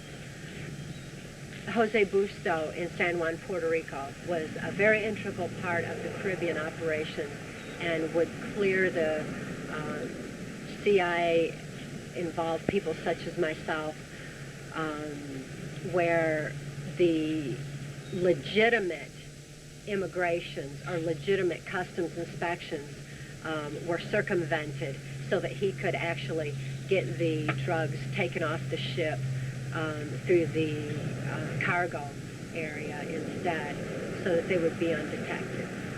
There was cover-up for everybody was taking part of that. Very much. NCL was completely, totally involved in the drug operations at that time. Then the drugs were transferred onto the motorhome that Alex Houston and I had driven down to the cruise ship, while we were on our cruise. We would then take the money that had been... So you went with that particular vehicle to the ship inside, or you just take these drugs and all in this truck? How you describe that? How you had the drugs in that motor vehicle, right? In that. The suitcase that carried the money was exchanged for suitcases full of drugs, or the drugs were sometimes transferred on in these big food storage bins of the cruise lines. But once we arrived back in port in Florida, the drugs were then transferred to the motorhome. The motorhome had been specifically made where it had hollow walls for holding the drugs. The drugs were then put into the walls of the motorhome and driven back into either Nashville, Tennessee, the drug drop in Ohio that I mentioned earlier, the drug drop in Kentucky, Diamond Cavern that I mentioned earlier, or possibly to different military bases along the way. I see. So now the other names that you're mentioning in this list, who they are? You mentioned also somehow Saddam Hussein there. In which respect? Yes, that was Saddam Hussein was mentioned, and that was more from being considered a stepping stone of the New World Order. He was considered expendable.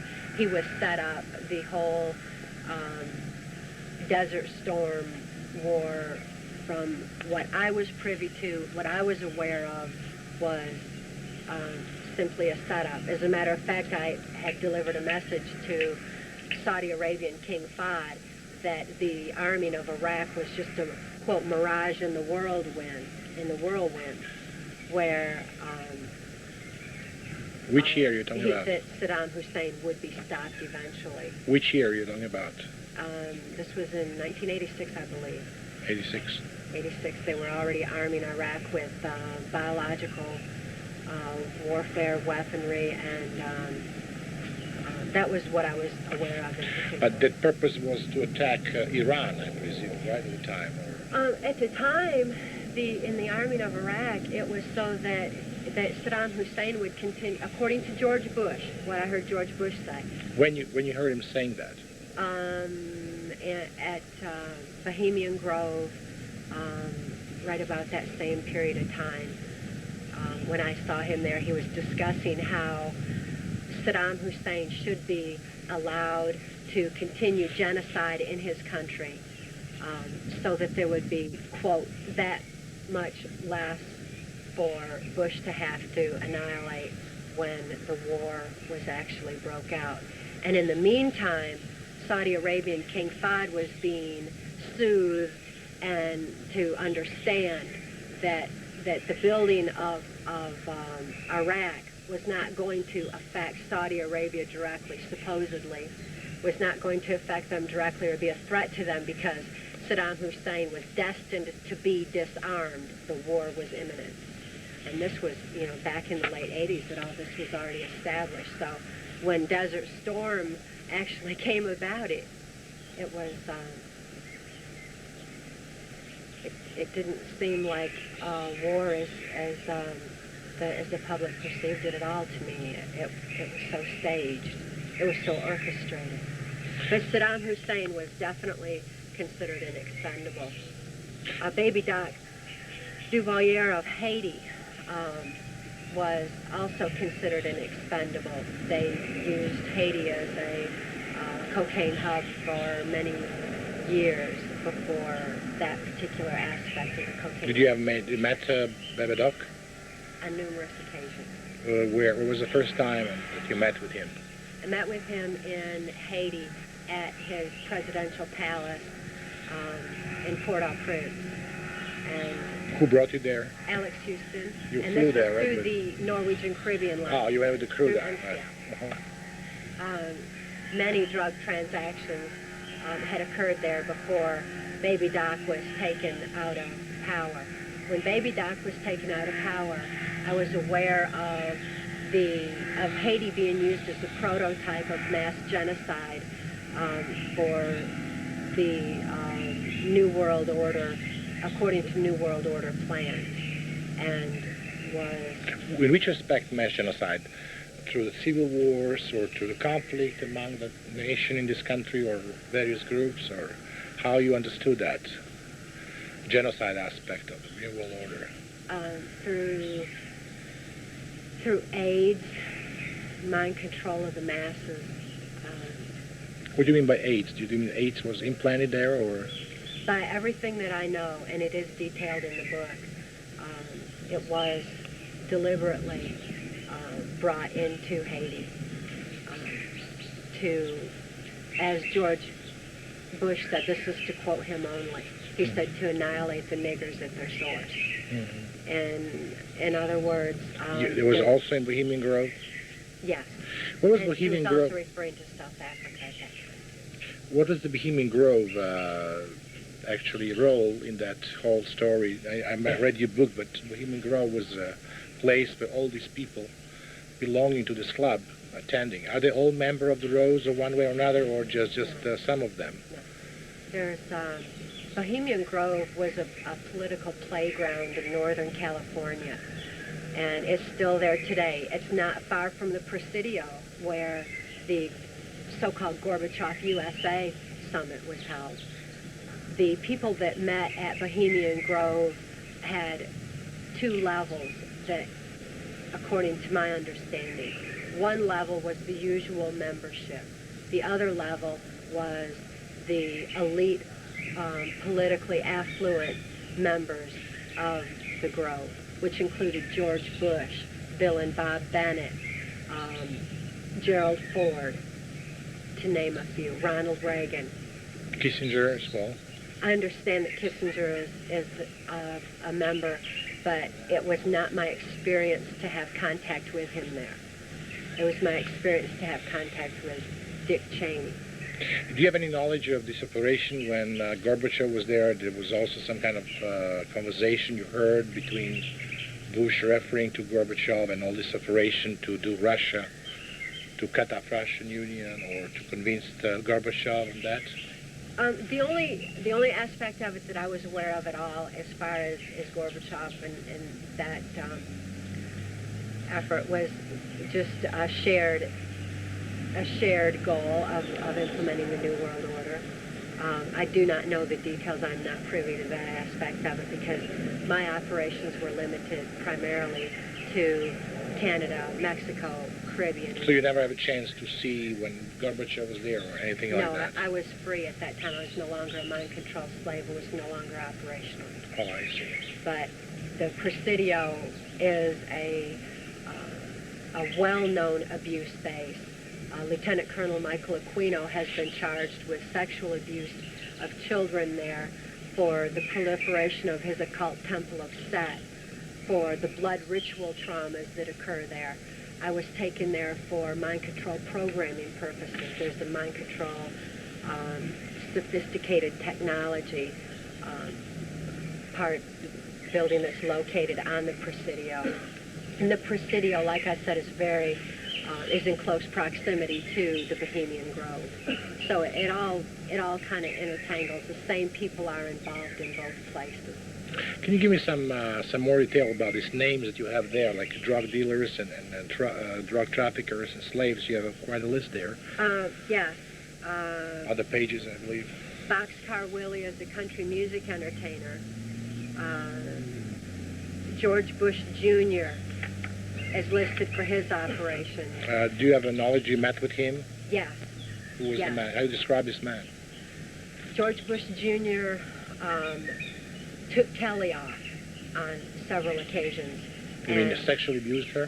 From all indications that I saw when Kelly was returned, I would have to say yes. For his support of his father's sexual assault of Kelly, yes.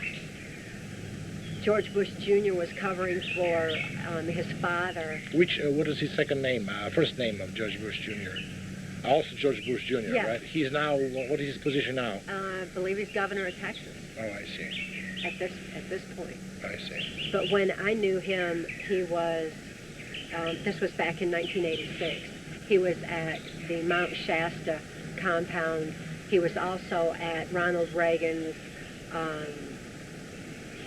I don't know if it's a primary home or a second home or whatever, but it's a home in California that I was... You met with him? Yes. Do you have anything, any relation, sexual whatsoever with him, or? None whatsoever, and no indicators that he was interested in any kind of sexual relations. The only interest that I ever saw him show was towards my daughter. I did not witness him sexually assaulting my daughter. Did you witness anyone? Did you witness? Have you been eyewitness of any of assault of your daughter by that you saw by your eyes? You saw with your eyes Yes. when it's happened and how it's happened. That was after Kelly and I had been caught in the most dangerous game on Mount Shasta, and were taken into the hunting lodge, cabin, whatever you'd want to call it. That was in California, or? Yes, in Northern California. And Dick Cheney and George Bush were on vacation, so kind of a work vacation at the time, because it was close to the Christmas holidays and they were off work. George Bush was using copious quantities of heroin that I witnessed him using. He was using heroin? Heroin, yes. Which way? Through the needle? Or? Yes. There was also opium that was smoked in that room. There was... Who, Cheney was with him? Yes, yes. And which room? Can you describe the room and the place? The room was, it was set up like redwood walls, and it was very rustic. The whole room was set up in a mirrored type illusion, where everything, like there was a sofa facing a sofa.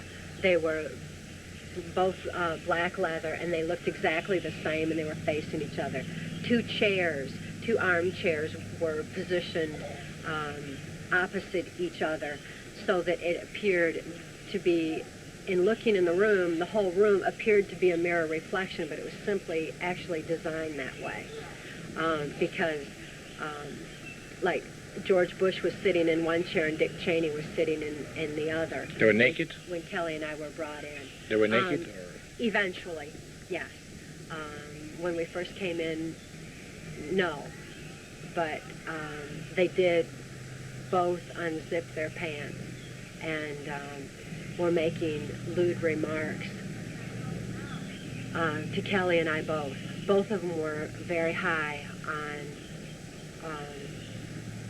the heroin and the drugs that were there. It was their recreational drugs of choice, and they were very abusive of Kelly and I both. So what they did exactly? Just they did oral sex, or they just penetrate you sexually? George Bush, after a series of perverse and lewd comments and events, had gotten up and walked over to Kelly and had put his penis in her mouth momentarily, and then he took her off to another room, which was nearby. It was a bedroom that was right off this room, and from that bedroom I heard Kelly hollering in pain. George Bush had made comments to Dick Cheney at that time. From that room? He liked it when children felt the pain and squirmed and hollered. And then I heard that going on, while at the same time Dick Cheney had taken me down in front of the fireplace. There was a fireplace in the room, and had sexual intercourse with me there that was extremely brutal, because of his abnormally large penis size, but also because what kind of penis size? He has like very big penis there? Or yeah, very, very large, very thick. The complete opposite end of the scale of Senator Byrd, that's for sure. Very brutal in his sexual assault.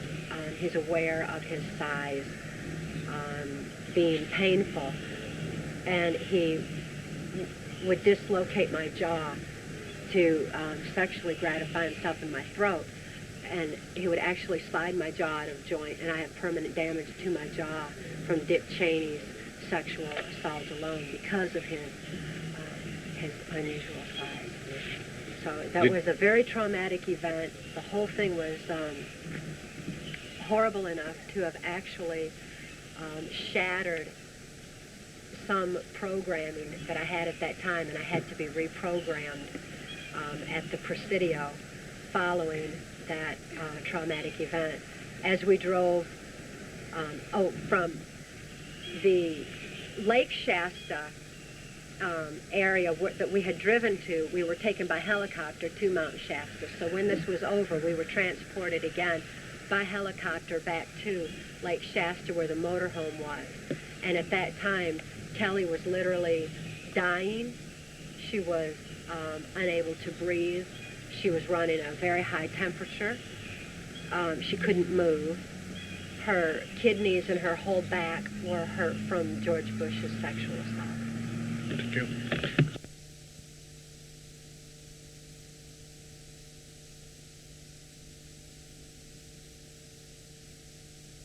Friend, and I believe friend to life, and Mark, and I'm very sorry to ask you these questions, and I feel even the first time we met very unpleasant about that, but this is a part of my trial to explain and to people that have skepticism about all these things, all this trauma.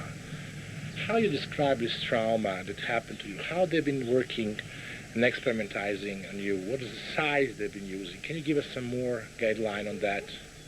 On how they perform different... How they perform different trauma on you from the beginning? There was sleep, food, and water deprivation that usually occurred for 3 days prior to any particular programming session or any particular operation that I had to carry out. The water deprivation was especially difficult, especially in the Caribbean or any hot places. Which places, when you talk about that, if you'd be so kind, I know that you have a problem with remembering everything, but just tell us which places you're in referring the Caribbean? to. Yes. Puerto Rico and the Virgin Islands. There was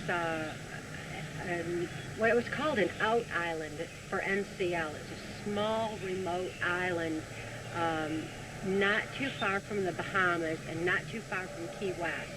This little island was really the most active drug operation. I saw Noriega at that island. It's also got the radio control towers for airplanes for the drug operations. It's got radio control for the ships, so that if there was anything really significant going on a different island, they could actually detour the ship for whatever reason, excuse they gave, bad weather, whatever, to go to those other islands, because the main purpose of NCL was the CIA cocaine operations. So they had that one little out island, and it was called Stirrup Cay. When you can recall the beginning of your torture as a child, I presume, and when was that, if you can recall it, and how that was performed? Can you give us some kind of, completely analysis from the beginning of your torture, time that you can recall? There's except the fact that she was abused by your father. Yeah, the sexual abuse, of course, and then I witnessed a murder by my father when I was about 3 years old. That was there was no way to really understand all about death even then to me. I was so small, but it was very traumatic just the same, because the man was shot.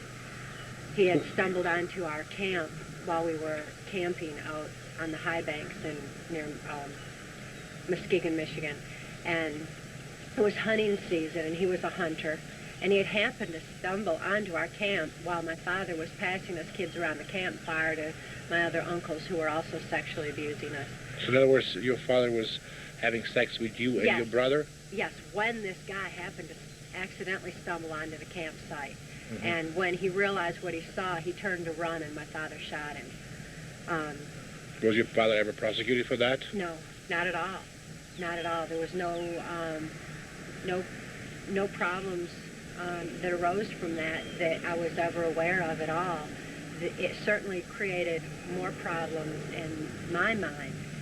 So that was very traumatic. There were numerous traumas like that, and like my daughter's abuse, that were especially difficult psychological traumas to deal with. The psychological traumas are far more devastating than physical trauma. To me, I have no fear now I was asked one time by a customs agent, he said, "Aren't you afraid they'll get you and torture you now?" I said, I'm not afraid of that at all, because I know how far torture goes. It only goes so far, and then it doesn't matter anymore. Physical torture, I know what the experience is like and how far it goes. My body still bears a lot of scars from the physical tortures. The stun gun has left moles and prod marks in my skin, on my back, and my arms, and my legs. My head has been caved in. The skull is... Who was performing that on you? Different people were using the stun guns, sometimes Secret Service, sometimes, especially Lieutenant Colonel Michael Aquino, Philip Habib, Alex... Who was Philip Habib? Philip Habib was Reagan's attaché. He was some kind of international diplomat. I don't fully understand exactly what his operations were, although I know what his agenda was, and it was New World Order. So there were quite a few people that used... I'm sorry. Now, talking about this torture, Mark, you have one of the weapon that Kelly described before. Can you tell us more? And Cathy, can you tell me how they use this on you?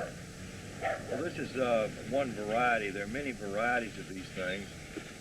Uses usually a 9-volt battery and converts it from 100 to 210,000 volts DC current. It's quite powerful. You can see the blue spark there. Mm-hmm. And what it does is it instantly constricts all your muscles in your body to where you have no ability to holler, to make a noise. All you do is go straight to the ground. Mm-hmm. Or if it's done very quickly, you'll see like a flash of light in behind your eyes. How did it affect you, Cathy? How they performed this on you? It was the same thing they've been using on you? Yes, that's one example of it. There's another cylindrical kind that was used internally. It was a vaginal prod that was, I think, a lower voltage, so I was more aware or could feel the pain of it, whereas if I was hit with a higher voltage stun gun, it usually was a matter of things going black and going down. This creates flu-like symptoms. You get, after about 10 seconds of administering this, what you wind up having is someone who is usually constricted on the ground. They're disoriented. They do not know where they are. They don't know what time of day it is. They don't know anything because their brain sugar has instantly been reduced to the point to where they're delirious. If you hold it on much longer than 20 seconds, all you're going to do is the person is going to be out for several minutes. And when they do recover, their mobility is impaired to the point to where they can't fight, run, do much of anything. My other question is to you, pointed out, Mark, one of the people asked me a question, one of the editors, why you don't publish your book by some publisher. Well, there was a very interesting question that I would like you to have today respond. I could not get the answer because we didn't know each other so much. I believe your story from the beginning, and I would like to have this answer from you. In the United States, there are laws which protect so-called freedom of speech, particularly if you are a party to an action. And since I was a party to this action, and since I had been threatened and the threats had been documented, the threats coming from the federal government or representatives of the United States government, it made me a party to the action of exposing this atrocity. Had I permitted someone else to publish the book, and we had many publishers that were willing to publish it and pay us well for publishing it, I would have lost the ability to have maintained the content of the book itself, and I would also have lost the book itself. There have been several people to publish books similar to what Cathy and I have published, and the CIA just simply comes in and buys the rights and buys Probably the books to cover up people. and literally removes them from the shelves of the bookstores, and that's the end of it. There's no more available.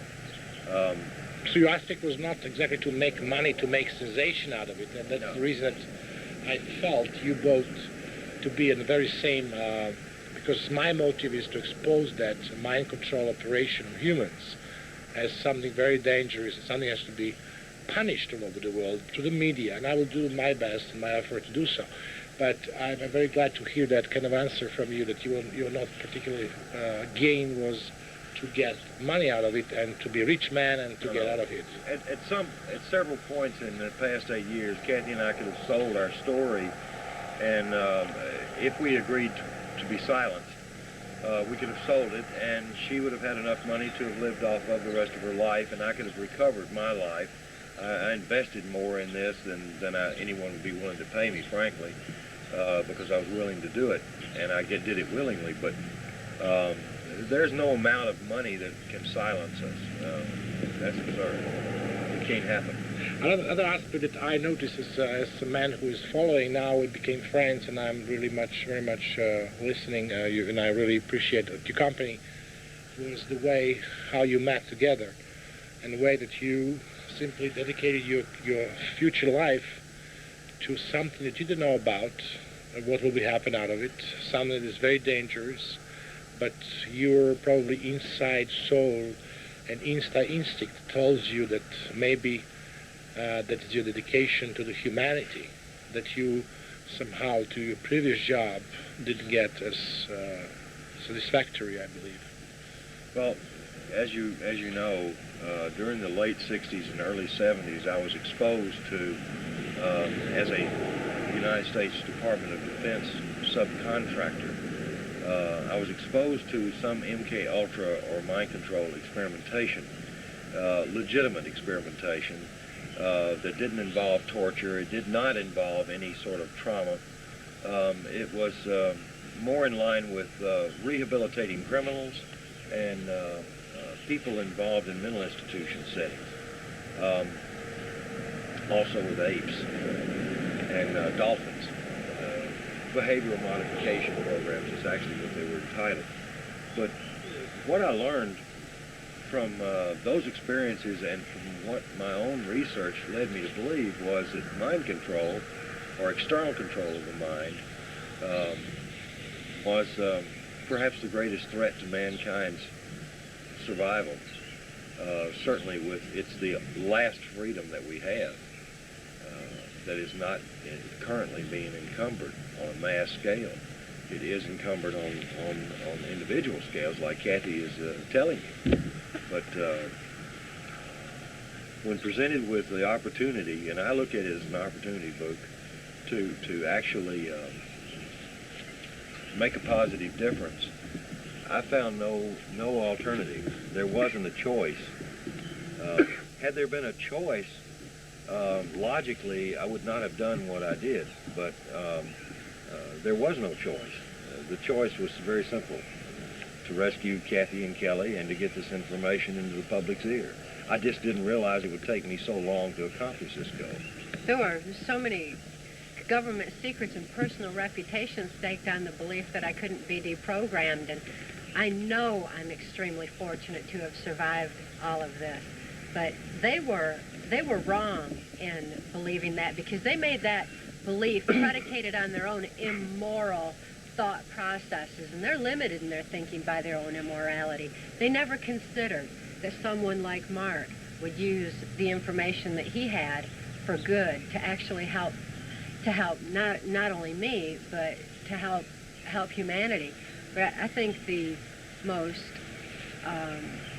if there's a happy ending to this story personally, it would be that we have fallen in love, and the love factor has been very significant in my recovery, because not only did he save my life, but I have certainly have a reason to live it. And the love factor is extremely important. I feel like most people spend their lifetime looking for a love and never find it. And at 38 now, I've got that love, and that's your emotions very back and the deep. feeling. Right. See, when I was talking to some people, I even described, I studied a little bit of my expressions. I said it's like a Pygmalion story in a way. Professor and, remember Pygmalion story, My Fair Lady? But in different frame and picture, in different time. I really appreciated very much the way you described me the situations. So can you actually describe me the way you met for the first time and how everything happened? And First of all, I need to apply just a little bit of history. I had a business with the People's Republic of China and the Chinese military. We were involved in a joint venture company to manufacture large capacitor banks that were used in energy savings for the mining industry. The mining industry was having to shut down every other day because of a lack of electricity. And the mining industry, of course, was controlled by the military over there because it was metal. They have a rather odd arrangement on how they control certain things. But as a result of my agreement, joint venture contracts with the People's Republic of China and the military, they were very concerned about who my business partners were, apparently. And Alex Houston, Cathy O'Brien's handler back in the States, was in fact a business partner of mine. Thank you. Was a business partner of mine, and actually was one of the people that was instrumental in helping me put this company together. I was told by the Chinese intelligence, I was approached by them after the signing of the contract, that I had a partner in the United States, Alex Houston, who was involved in drug trafficking, child and adult prostitution, pornography, money laundering, and it was working for the CIA, and it was sanctioned by the White House, meaning at the highest level. which hotel was that? In China? In which place? In China, you remember? I have the pictures. I'm not sure. Yes, I am too. It was called the International Hotel in Beijing. Is where actually this meeting took place. A secondary meeting took place at a facility in the Shenzhen province in southern China. But the Chinese offered to provide me the funding to buy Alex Houston out, which they provided it. Not only did they give me a $1 million letter of credit through BCCI in New York, but they also provided me with cash to purchase Alex Houston stock. I returned to the United States. I bought Alex Houston stock. I contacted a general friend of mine because of the words mind control being introduced into all this conversation that I'd had with the Chinese intelligence officer. And I explained to him what I was up against, and he told me that mind control, as I knew it from the 60s and 70s research, was fully operational and was saturating the private sector. In other words, the civilians were being abused with it. Well, it was at that point... It was your friend from CIA who told you that? Actually, yes, he was CIA, but he was also a high-ranking military official in military intelligence. His connection to the CIA at that time I was not aware of. I've only recently learned that he had CIA connections. He was U.S. military intelligence, which is a separate thing. But this gentleman had tried to convince me that people like Cathy were not helpable, that there was no help available for them, and that once I got her and her daughter out of there, I would just have two insane people on my hands, and I could not possibly help them, even with the knowledge that I'd acquired on this topic. But fortunately, this friend was wrong, because he put me in touch with some other people within U.S. military intelligence who were very cooperative in giving me the information I needed to not only get her out, but also to help put her back together. And so they've been also very engaged in this operation, and they knew the technologies and the programming in a way. Yes, sir. And that's what they provided me as far as the tools to work with. And after working with Cathy about 9 months in Alaska,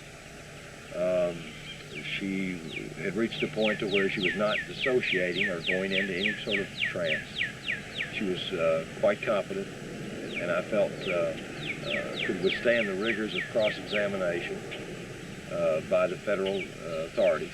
So at that point in time, we began in earnest reporting what she had experienced with the proofs that we were able to acquire, which were very limited at that time, and the documents and testimony, which was extremely limited, just to what really I was able to acquire over a few month period of time. We began to supply that to every single law enforcement agency in the United States that could impact this case, to get it before the people necessary to have it properly investigated and have these perpetrators charged. But we were stopped for reasons of national security. Now the bad guys or the perpetrators, the ones who abused she and her daughter and so many others, are hiding behind the 1947 National Securities Act. The National Security Act is not a necessary provision in our protection of government secrets. We had the rules of ethical military conduct, which protected our nation's secrets since its beginning, and it was quite adequate. What this National Securities Act does, VUK, is that it protects perpetrators at the highest level for any activity. They can do anything. They can run drugs for money. They can have secret parts of the government that they're funding with drugs and other illicit profits. And it's all done under the guise of national security, and there's nothing that a citizen can do as far as getting it into court. At this point, we keep raising the question in Kelly's case, what does national security have to do with the rape and molestation of a child? Because Kelly has been literally a political prisoner in the custody of the state of Tennessee. She's denied rehabilitation due to the political prominence of her CIA MK Ultra abusers. She's waiting for the peace of mind that I know comes with recovery. She's waiting for the day that she'll be free to be herself, and that she'll be free of this blanket of national security that's been allowing for the proliferation of the violation of laws and rights in her case that are, it's absolutely intolerable and it's blatant. She's been a political prisoner for over 5 years, and we're looking forward to the day when we can get the information out on a wide enough scale that Kelly can actually be helped. Do you believe that, I'm very happy and delightful that tomorrow we're going to meet Kelly, and that we'll be able to talk to her, and you told her that I'm coming, and I believe they will have a nice time bringing her for the first time out of this facility. Yes.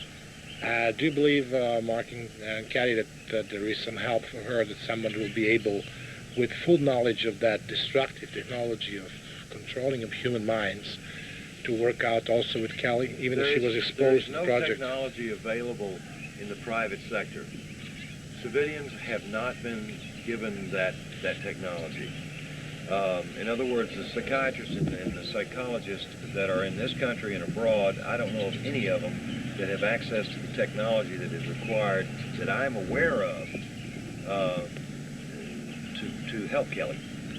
What is the major difference between Cathy's case and Kelly's case? It's the amount of scarring on the brainstem that occurred prior to age 5. Cathy was abused sexually, physically, and psychologically and behaviorally, but Kelly was abused through the use of technology and chemicals.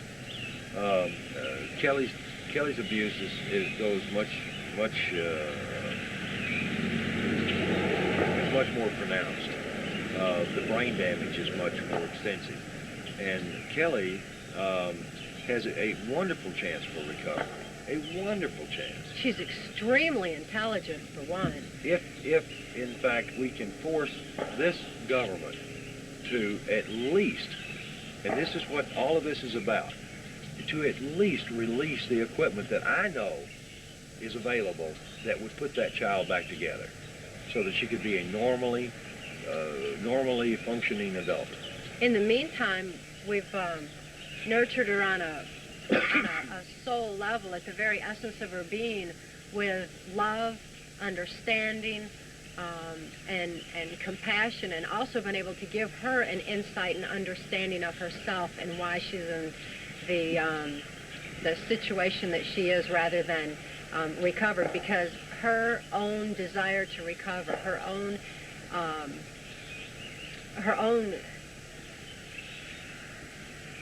she's so motivated inside to recover that if that could have done it, she'd be there. But she doesn't know why she wasn't able to bring herself to that point. That's not fair that she should even have to think that way. So we hope to get access to some kind of technology that will actually help her stay in control of herself. She says that she longs for the day that she can express herself as she knows she is inside. And it's... Are you definitely positive that there's no access to any more penetration of any kind of influence on her, due to the fact that she could be a very dangerous witness to the much more extensive cover-up on her case? Actually, there is no guarantees. Not for Kelly, not for me, or Cathy, or for that matter, you. Mm-hmm. But with as much publicity as this case has been given over the past 5 years through law enforcement, legitimate law enforcement, and legitimate mental health in this country and abroad, I would say that the chances of them abusing Kelly at this point are slim to none. It would not be practical. It would be a big red flag. I was also facing the different questions, so maybe it's very interesting for you to open my heart and to tell you what kind of question I got when I was playing the tape that you gave me and all these books. For the people that have been very superficially facing that, I mean, that means not reading your book or not even being capable from a time point of view to read that, they always thought that should be something that Americans are planning on us, you know, in a way, even in Europe, in Western Europe. But from the others, they asked me, people that are more concerned and they have some knowledge on that, and especially in this field is not only in the United States, the field is probably in Russia, very developed. Oh, yeah. In all these we don't know fascistic regimes in the world that is not employing the same type of mind control that Cathy experienced. There's no country in the world that's excluded, and that even goes into some of the most third world primitive societies in Africa. And such as Haiti. And Haiti, you know. Also kind of mind control, same trauma. So now most people say how you're still alive, how knowing the fact how CIA is effective, and as a matter of fact how easy. I was facing a situation in my life trade when I was working on KONTROLE, probably the most dangerous espionage affair in the world, by now, of being threatened and being even tortured one time, and lucky enough I survived that torture. But on the way, knowing such methodology of killing, to kill the person, to eliminate the person, you just need a few experts on that. What kept you alive through these years? Probably the single greatest support that we received were from friends that I have made, friendships that I've maintained over the years within the intelligence community and within law enforcement. These people have guided my path and Cathy's path safely through this maze of information dissemination. We have disseminated information. We know what kind of secrets to keep and what not to keep. We know what will get you killed and what you can survive with. We have literally passed through the window of opportunities, and we have successfully gotten this information out in such mass that now, quite honestly, I believe that we're probably safer than most Americans who don't even know about this stuff. I don't feel that we are threatened. For most of the people that I met, publisher or people from magazines, they ask me questions. Okay, we will publish if it's only a matter of mind control, which is, people are aware the one way through satanism and other means. but how we can comprehend child abuse with a very famous name in politics. It's very simple, VUK. There's one common denominator between a child abuser and one who isn't a child abuser. That common denominator is they're both people. And when people are in positions of absolute power, you know that absolute power corrupts absolutely. And sometimes even the most mild-mannered, unperverted person, when they are placed in positions of extreme authority, under extreme pressure, and they develop some very sociopathic attitudes towards their fellow man. And in the process of doing so, express themselves sexually in a very perverted way. Now, this is common knowledge among people who study the mind, psychologists, psychiatrists, and mental health people. They realize that the higher up the ladder of success someone rises, the more perverted their sexuality becomes, and the more criminal-minded they become. This has been known throughout history. So to say that because this person is a famous politician, or an entertainer, or a musician, it does not make them exempt from perverted behavior. As a matter of fact, it accelerates it. And this is a matter of human nature. So in the past, you know, rock stars, if they were all arrested for drug use, there wouldn't be any rock stars. I mean, there wouldn't be any rock and roll because they'd all be locked up. So why aren't they locked up when they use this stuff openly? Everybody knows they use it.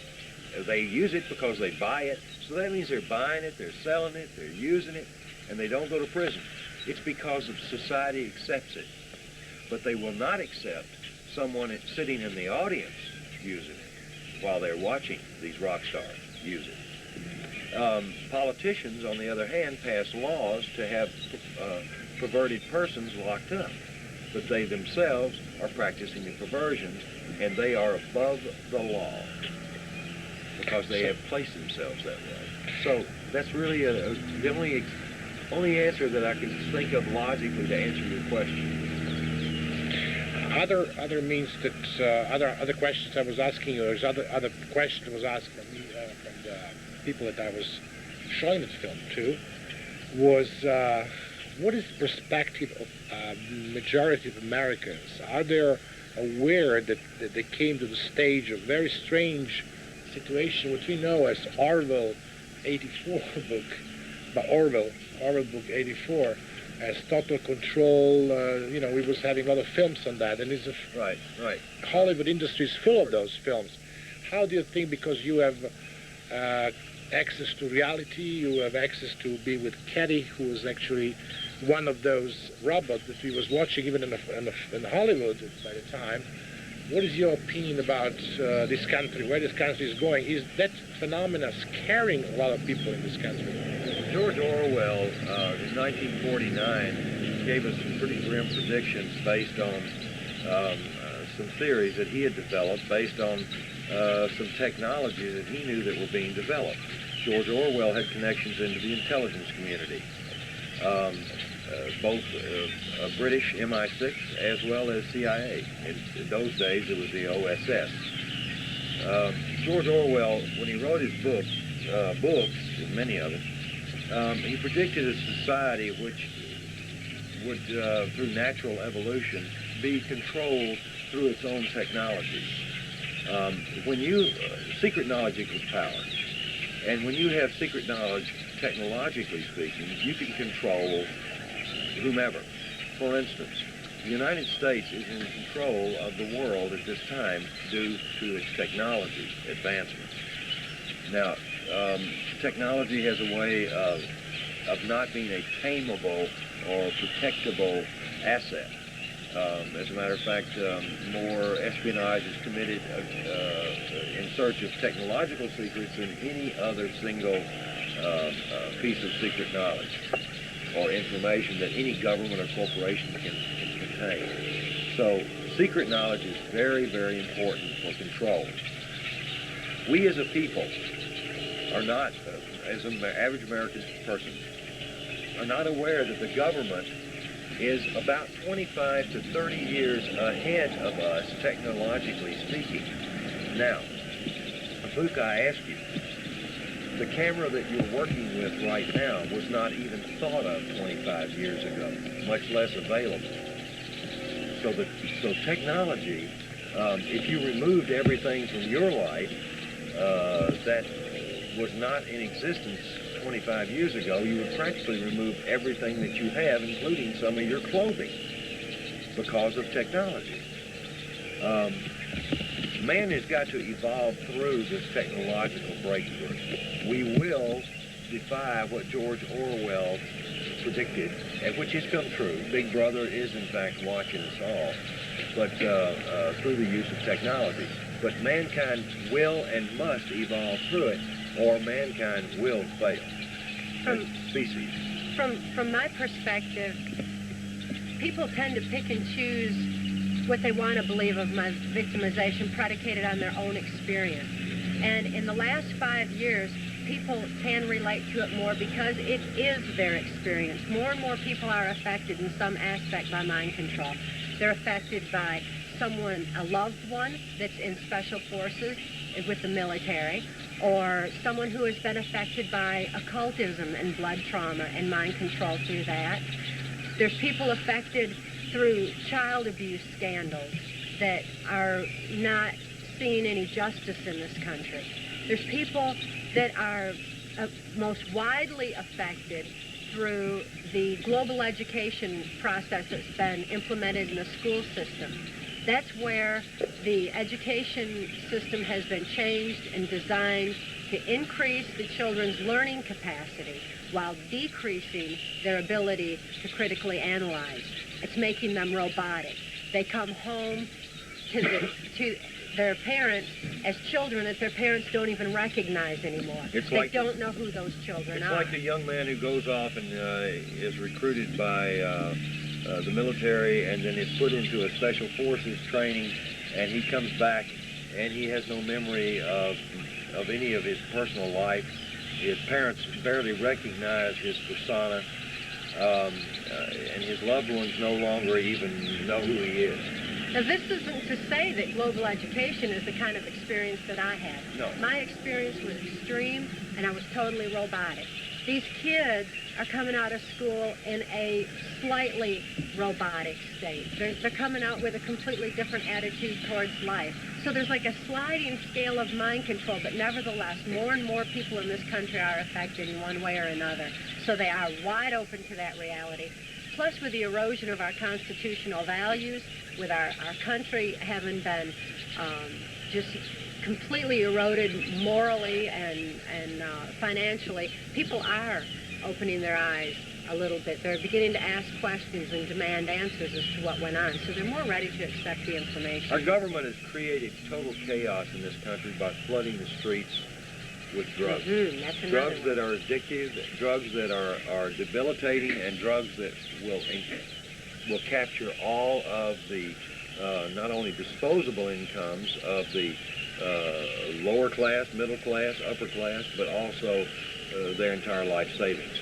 And they know that the CIA is involved in the drug industry. I don't know anybody that doesn't know that in this country.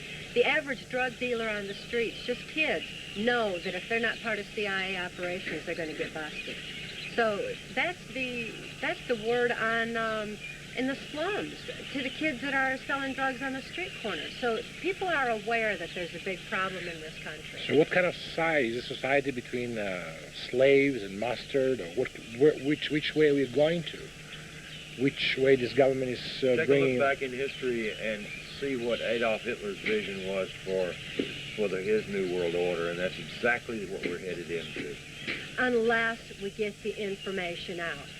The only defense against mind control is knowledge. They have been operating on the idea that secret knowledge equals power, and in fact that has been true. We need to tell those secrets. That's why Mark and I have written the book. That's why we're getting the information out. That's why we have so many behind us dedicated to getting this information out. people have a right to know and a need to know this information for the sake of humanity as we know it. How about you appeared in a lot of, how many talk shows you're appearing and how many conference you was appearing with? VUK, I don't have an exact figure. I can guesstimate from the number of years and the number of stops, and just by a drawer full of canceled airline tickets, probably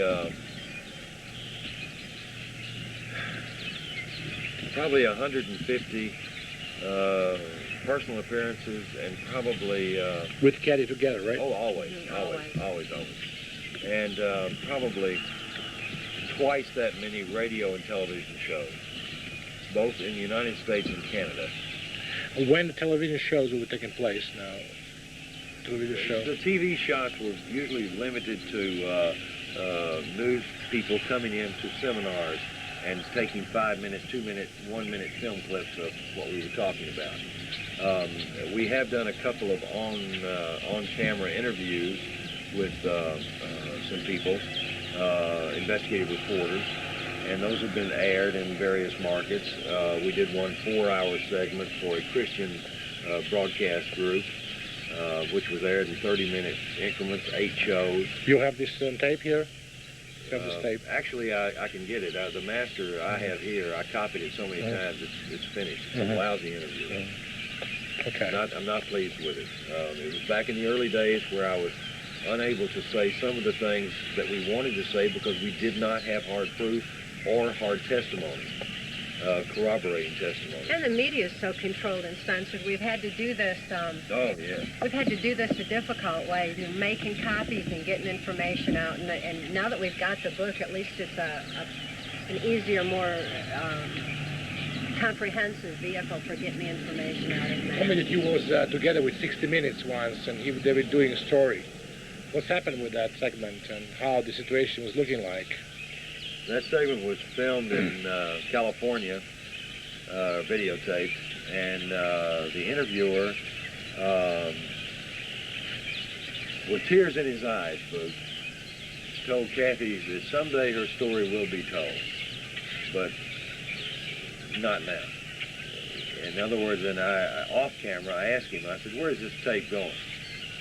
He said, "It's going back to 60 Minutes. I said, "Who is it for?" He said, "Why?" I said, "Who is it for?" He said, "It's for the CIA. They want to see what you're talking about." My very similar experience, talking about 60 Minutes, I was sent to 60 Minutes to the very distinguished gentleman that I respect, David Weiner of New York Times, who discovered a very similar self-inflicted terrorist act by the Muslim in Sarajevo, which was used as pretext for bombing of the service, even that everybody knew there was no done by that. But I was also in 60 Minutes. I was with Don Hewitt, walking legend of American journalism. I was showing to his producer, one of them was Jeff Fegger, who I mentioned in one of the film, which was actually airing to them as maybe last honest story about American journalism, was a story about Kuwaiti's daughter, Kuwaiti ambassador, who was 1 month pretending to be a witness from the Kuwait, and how kids were killed, and Bush was, even knowing the fact that she was daughter of Kuwaiti ambassador, quoting her statements. Don Hewitt went for half an hour to inform himself from CIA.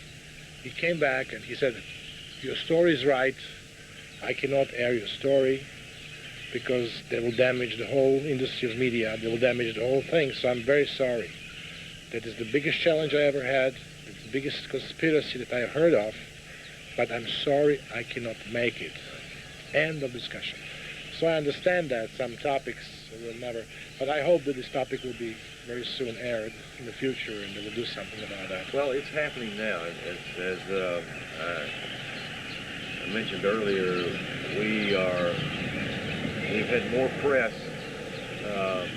good, solid press, interested in what we're talking about in the last 5 months than we've had in the last 8 years. And we are, in fact, winning. I think it's the people's demand for answers that's causing the media to start coming around, because people have gone totally to alternative media, the radio and shortwave.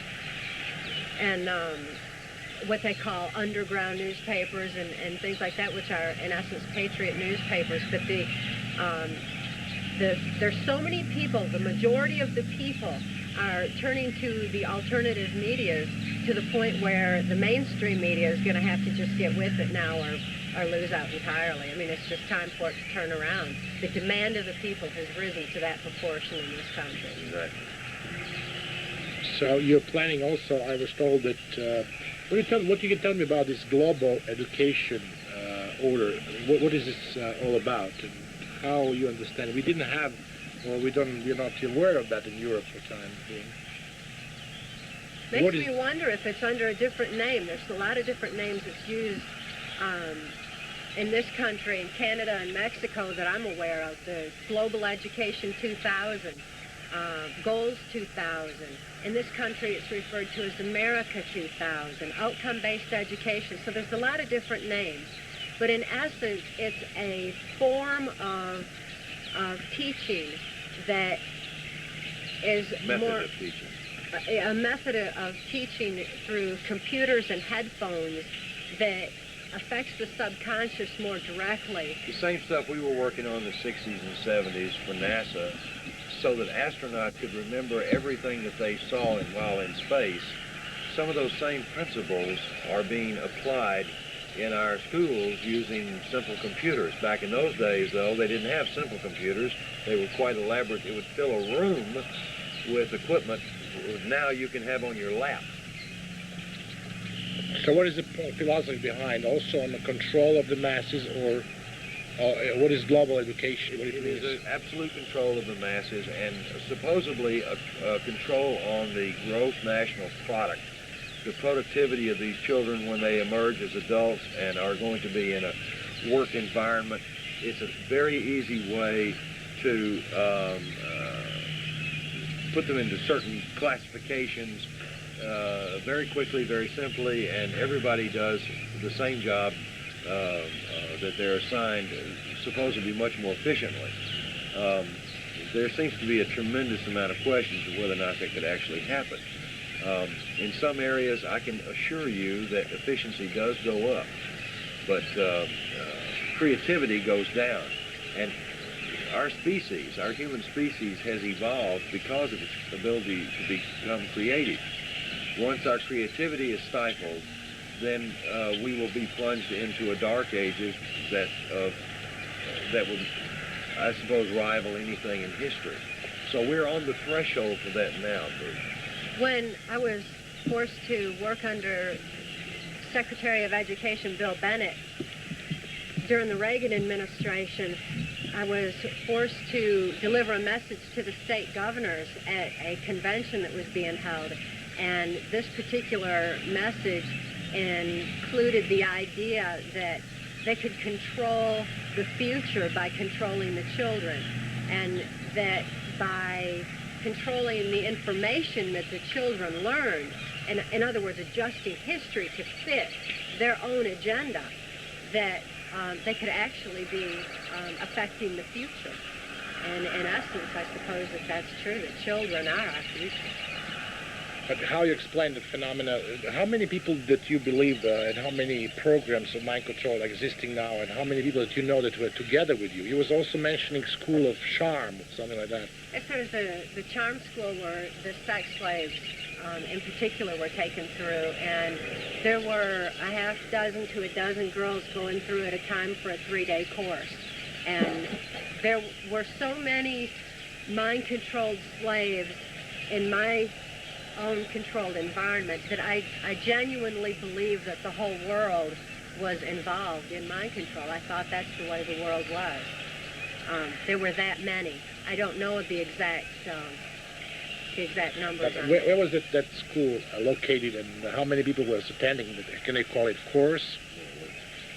Youngstown, Ohio, and it was. It was a military base, or?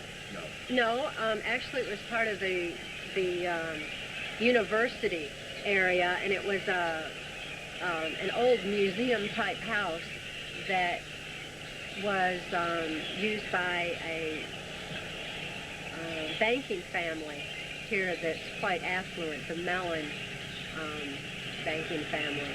So they were involved directly in my victimization. The so-called governor of charm school was.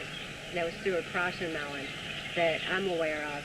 But there were quite a few girls that were run through there, and I went through there on the average of once a year for reprogramming or additional.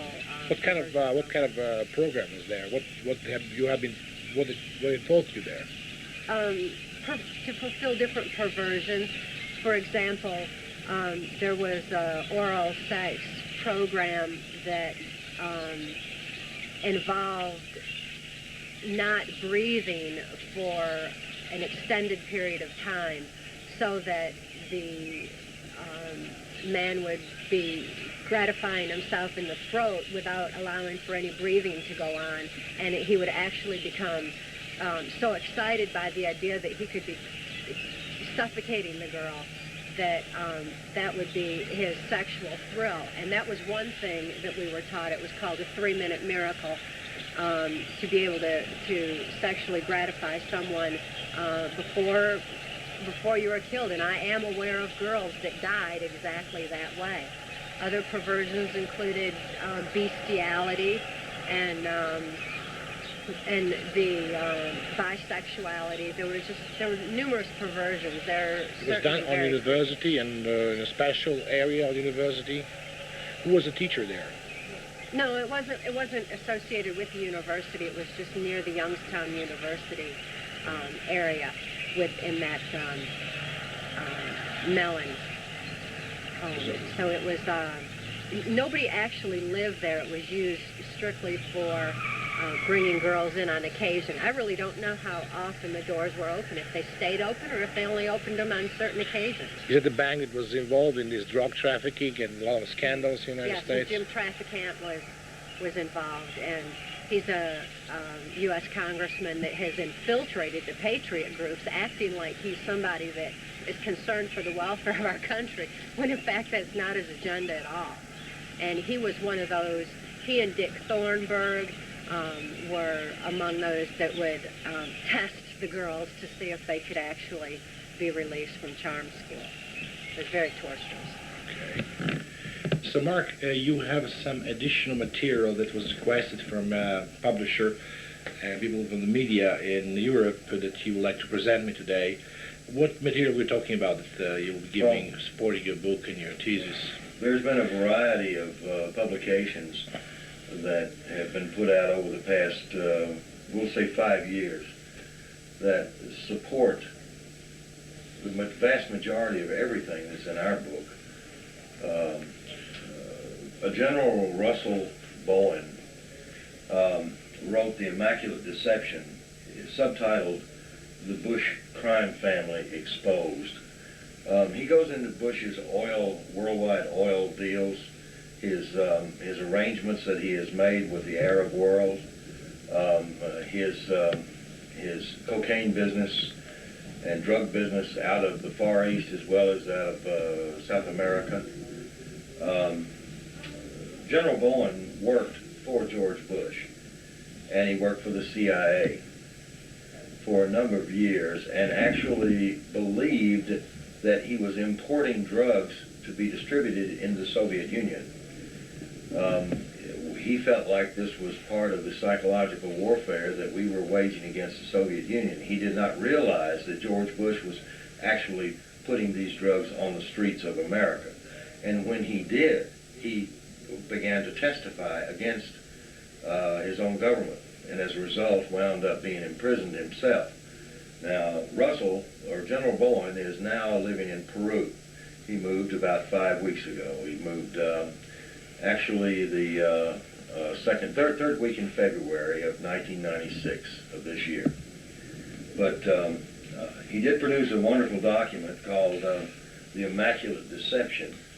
And like many other books that describe what Cathy O'Brien experienced at the hands of our government as a slave in the drug muling and prostitution business, she also had provided facts Actually, before General Bowen wrote his book, she provided the facts to a number of persons that are familiar to me, both in military intelligence and within the CIA.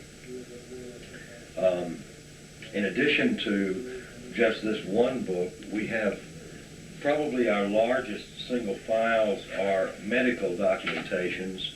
There are literally thousands of pages of medical documentation where the psychologists and psychiatrists that have examined Cathy O'Brien and her daughter have all confirmed what we know are the findings. In addition to that, Canadian intelligence, of whom I am acquainted with some of the members, have provided more information with regards to some of the perpetrators that Cathy O'Brien mentions, such as Michael Aquino, who is head of or was formerly a United States Army colonel in charge of psychological warfare here in the United States. He's a very famous figure. He considers a Nazi person who formed a ritual. As a matter of fact, he embraces the whole philosophy of Nazism, and he was a few years ago, in 1987, there was a search warrant issued as a result of some complaints by local children being molested in his home. Well, when they went into his home, they did find a number of articles relating to Nazi belief systems, symbologies, symbols, things of this nature, but they also found something else. Colonel Aquino is head of what is known as the Temple of Set. The Temple of Set is actually a spin-off church of the Church of Satan. Like Heinrich Himmler was researching, and by the way, Heinrich Himmler is his hero. Heinrich Himmler was studying the black arts and trying to understand more about the effect on the person's mind that is exposed to these blood rituals and sort of thing. What, amazingly enough, Colonel Aquino found out that this was a wonderful trauma base for controlling people's minds. Cathy O'Brien and her daughter both had, and unfortunately, a great deal of exposure to Michael Aquino, and we have a number of people in the United States military who have stepped forward and provided credible testimony to support her findings and statements and testimony before federal agents. It's unusual, and I must tell you this, Michael Aquino has sued, he's a litigant, he has sued everyone who has ever attacked him in a publication, or on radio, or on television. And some of his lawsuits have been quite successful. We are the only exception. The reason being is because if he would sue us, we could take him to court with hard proof of his abuses of Cathy and her daughter. And of course, this is the same situation that exists with George Bush and some of the others. But Michael Aquino had a book written around him, and I'll read you something, and it says, what most people don't know, and what U.S. law enforcement officers are only beginning to discover, is that Satanism is the fastest growing underground criminal movement in the world today, and that it is directly linked to an exploding number of child abuse cases, Nazism, drug dealing, pornography, and prostitution. Now, this sounds very familiar because this is exactly what Cathy O'Brien has been talking about. Linda Blood is a friend of mine. As a matter of fact, we are mentioned in her book several times. This new Satanist, it came out last year by Dell Publishing here in the United States. The CIA did not want it to stay on the market, so they stopped the publication, just as they would have ours had we allowed a publisher to handle it.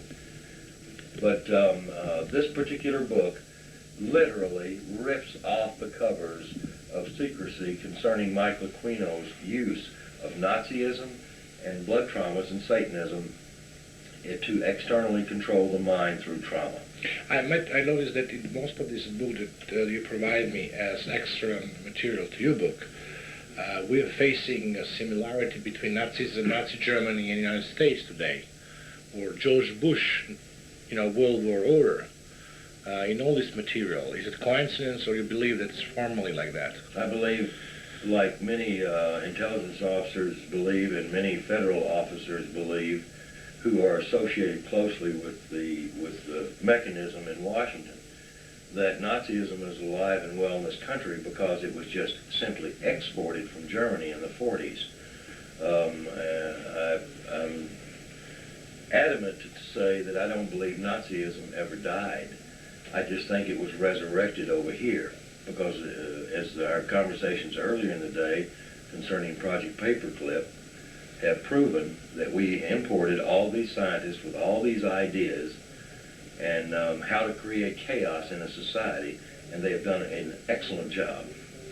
What other materials you're providing us as well? There's a great number of bodies of research concerning Himmler's use of people in human experiments to create the perfect proverbial Manchurian candidate. All of this research has been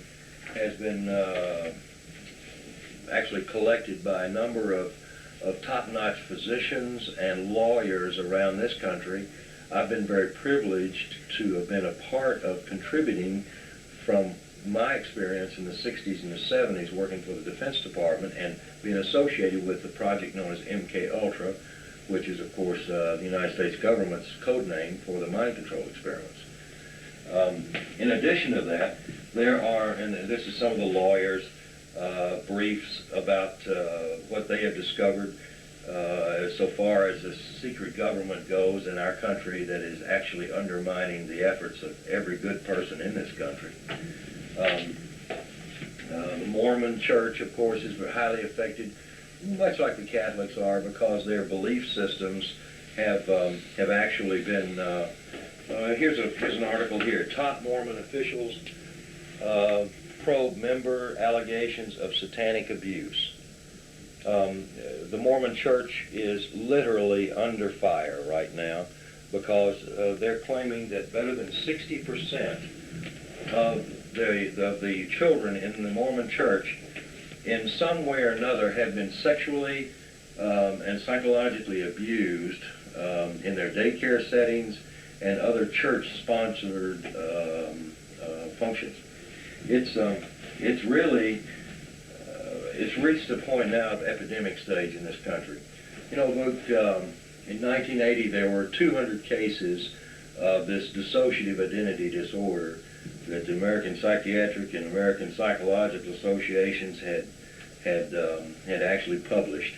There were 200 reported cases. In 1990, there were 250,000 cases reported in this country. And in 1995, 2.5 million cases reported. Of child abuse? No, of multiple personality disorder, or what is known as dissociative identity disorder. That's what Cathy O'Brien and her daughter suffered from. Anywhere publicly, numbers that you were mentioning now? Do you have any quotation from that magazine, scientific magazine? Yes, the American Psychiatric Association is the one who compiled these figures from their group of participating psychiatrists across the United States, and actually Canada too is included in those studies. I could understand logically putting all these facts, analogies together, that we're talking now about mind control operation on a big scale in the United States, Yes, which sir. is scaring me. Yes, Is that what you want to say? It's very scary. Yes, sir, and it is big in terms of numbers because, VUK, when you're talking about 2.5 million people, and the estimates are that only 1 in 10 are actually seen and diagnosed, you're talking about 20 to 25 million people. That constitutes a sizable portion of the United States with a serious psychological problem. Serious. Those kind of people are capable of becoming serial killers. They usually suicide themselves at very young ages. They themselves will be child abusers. They'll abuse their own children and not even know they're doing it. It becomes autogenic behavior. In other words, it's just a knee-jerk response system. In addition to that, you asked me a question. You said, is Cathy O'Brien the first person that has ever come forward? The answer to you then was no. There's been many, but only one has ever been considered completely put together and competent and had her case documented as well as Cathy's. And that was a lady by the name of Candy Jones. Candy Jones, this is a copy of a book that was published in 1976, I believe. And Candy Jones, let's see, well, yeah, 1976, excuse me. Candy Jones was used by the CIA as a prostitute, as a mind control prostitute. She had suffered sexual abuse as a child. Her husband was a prominent radio announcer in New York, and his name was Long John Neville. And Mr. Neville was quite successful in enlisting the services of friends within the intelligence community who actually persuaded the CIA to admit that they had been using this woman as a proverbial Manchurian candidate or a mind control slave. Well, other than Candy Jones, no one else the CIA has ever admitted doing this to. Even though they were caught in Canada in the early 70s, or actually late 60s, they were caught using a psychiatrist they were paying, the CIA was paying, to torture individuals at a particular mental hospital in Montreal, Dr. Ewan Cameron. By the way, it should be noted that Dr. Cameron was the original founder of the American Psychiatric Association and was the man that our head of the intelligence community, Alan Dulles, in the 50s, put into the position of being in control of MK-Ultra. So mind control is not new in this country or any other country. It's been around for thousands of years. But the sophistication of it to this point has now reached such a proportion that people are seeing the results everywhere, but they don't see is the sophistication of the mind control itself. They don't recognize the symptoms that are being created in these people until it's too late. Walter Bauer, a fellow friend and researcher, wrote a book in 1978 called Operation Mind Control. Walter did perhaps one of the best bodies of research that has ever been provided, but unfortunately Walter allowed Dell Publishing Company to print his book, and the CIA, although they paid him quite well for it, bought all the copies up off the shelves and bought the rights to the book from Dell and took it off the market, because this information was much, much, much too powerful to be released into the private sector. What's happened to him later on? He was Walter himself had become a victim as a result of his research into this. The CIA had administered a very powerful drug to him and hurt Walter a great deal. But Walter has since recovered and continues his research. What was happened to him? You know him personally, so you yes, know what kind of drugs they gave him? They gave him a drug called ibogaine. Ibogaine is an extract from a vine that comes out of Brazil. And ibogaine produces characteristically a type of delusional behavior consistent with someone who is clinically insane for all practical purposes. And they will have good days and they'll have bad days. Walter had been affected for over 44 days. But I mean, he was married to the woman that was yes, he was married to the Mellon banking family. That same Mellon banking family, by the way, is one of the most powerful banking families in the entire world, and was originally put together with the Rockefellers, and they've been implicated in practically every money laundering scandal that this country's ever known, particularly involving George Bush and his drugs and the CIA. So the bank is closed right away, right? Oh, no.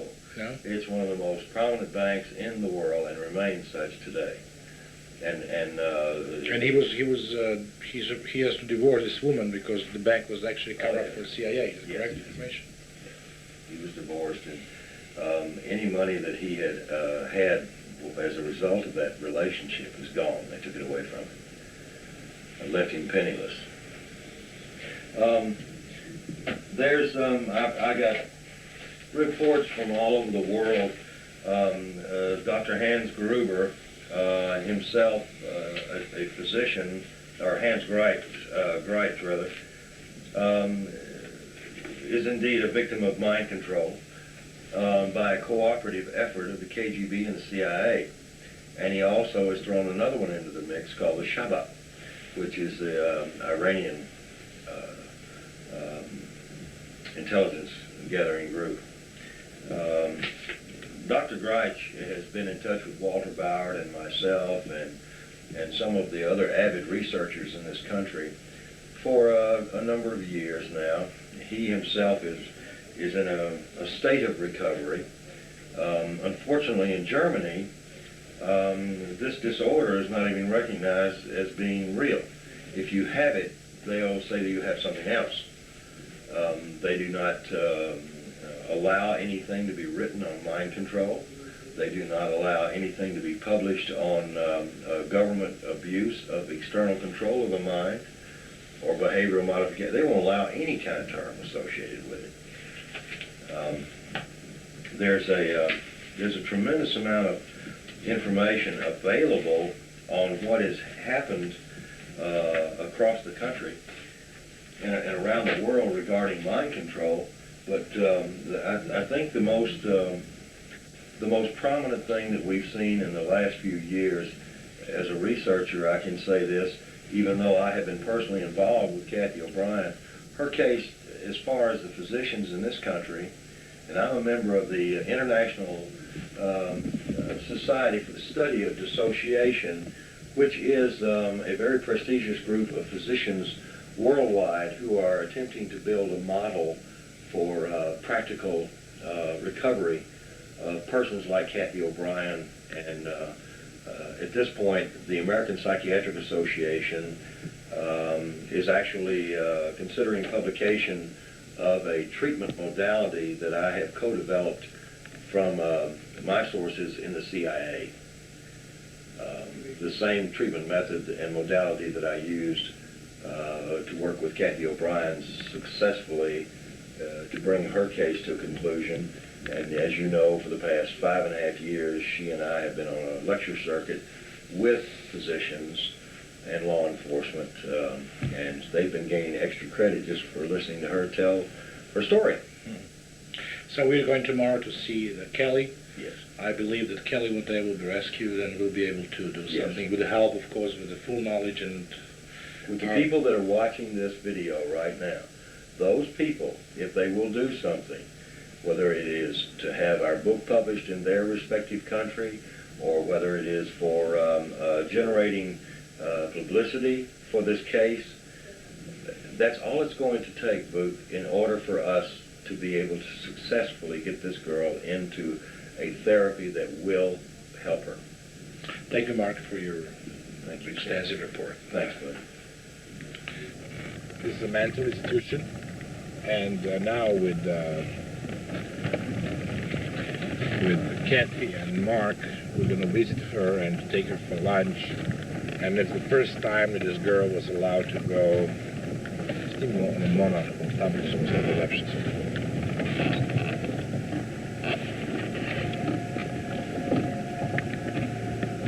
All right.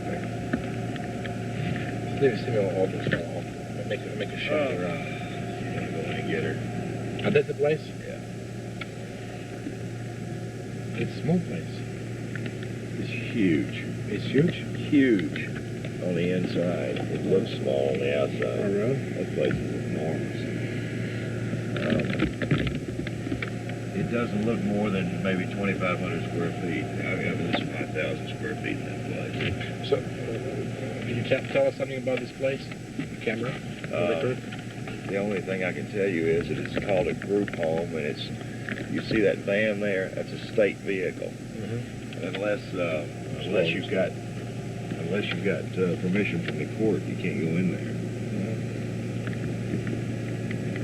It's a bummer. All those doors are electric. The windows are that material that you can't break. You know, it's a fairly secure place. So nobody could go out from the PP. Well, they do, but you know.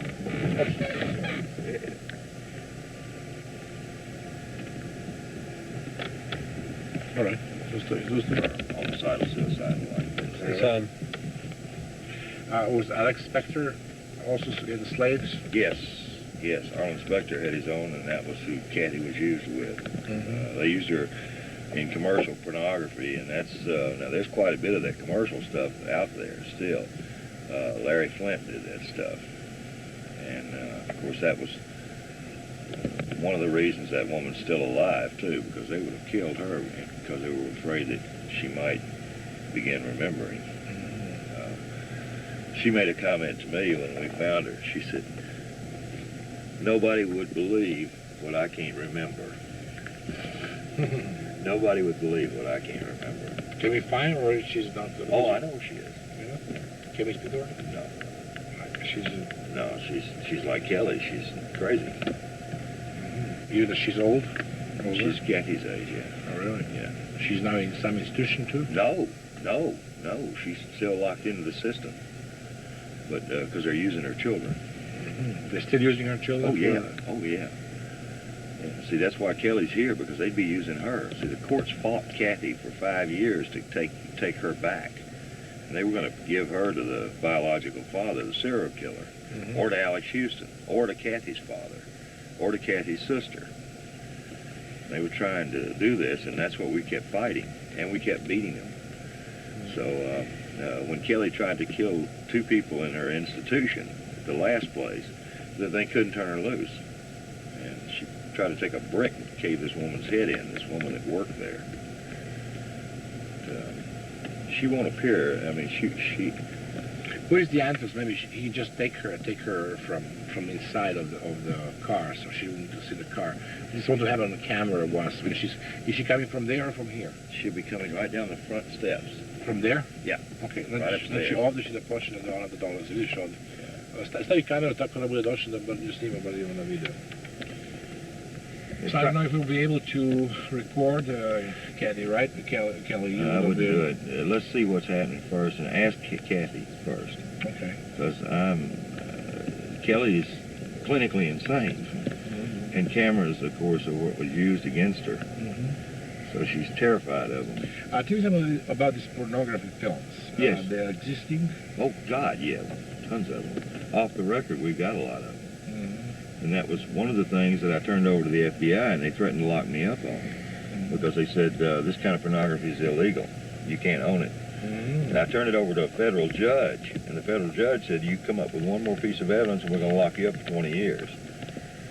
I said, well, there are other people out there with evidence, and they'll come forward when the time is right. Truth of the matter is, protecting practically their people, right? yes. Truth of the matter is, I've got tons of it. And Larry Flint? Yeah, it's Larry Flint's. Some of it's Larry Flint stuff. Some of it is. It was illegal for him to do that with children? Oh, yeah. Oh, yeah. In this country, it's 20 years to life for photographing children. But he was never prosecuted. Oh, no.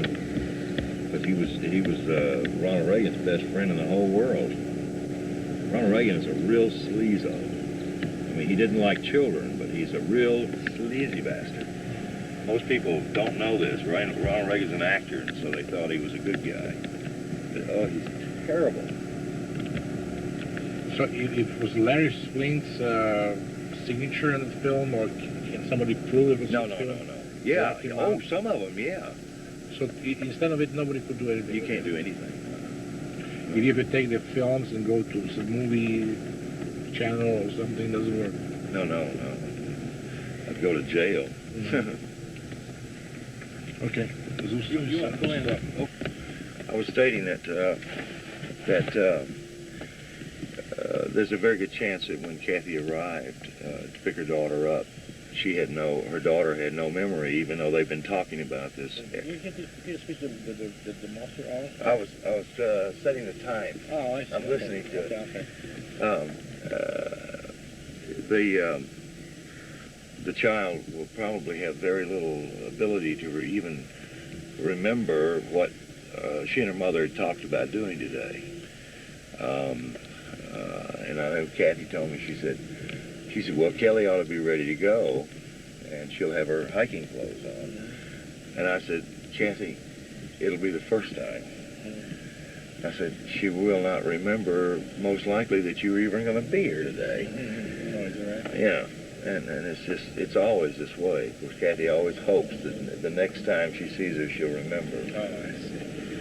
It just doesn't happen. It can't happen. So she was used from the day A to be in the program, right?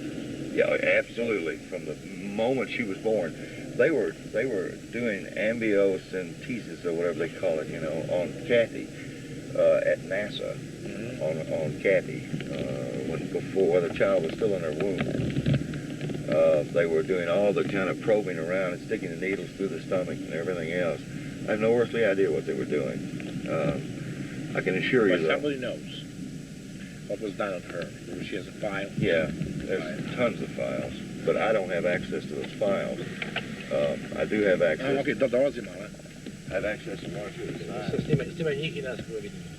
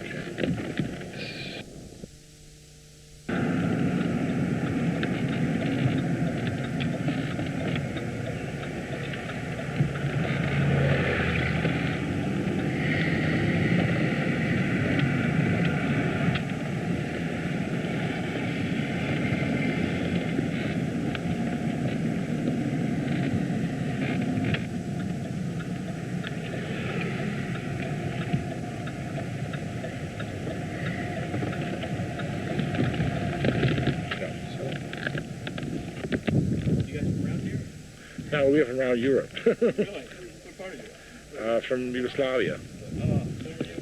Yeah, formerly Yugoslavia. We were bad Serbs. Oh, really? Is that where you're from, Serbia? Yes.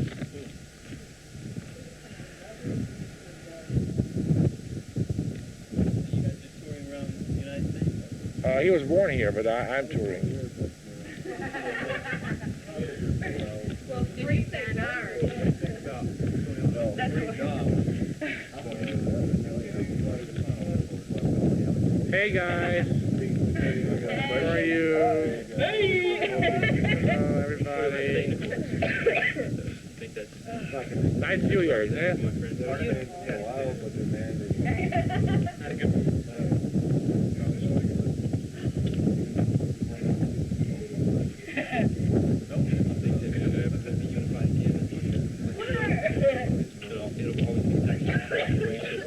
gauge my weed. Like, I don't go back.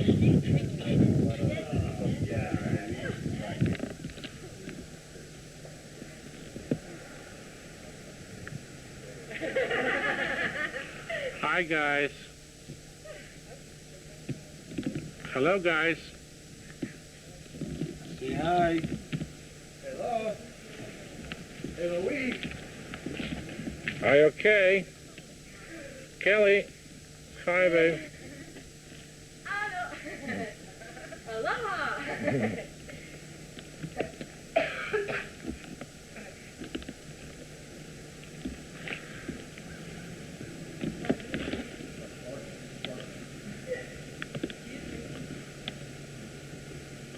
Hi, guys. That one it won't work. It's got your Looks leg. like would a have- wind vane. Your leg would have to go backwards. Let me see if I can do this over here. Kelly, do you like this area here? Hey! Do what? You're happy today? It doesn't work. I love it. Hello. Hello. That's not funny, Mark. Dad.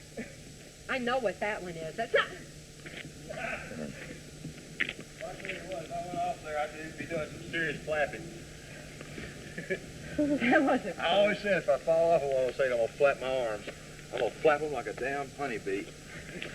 How many birds is what I'll be flapping on? That's pretty fast. You know what? The hummingbird is very dynamic and able to fly. Damn old bumblebee. Milane?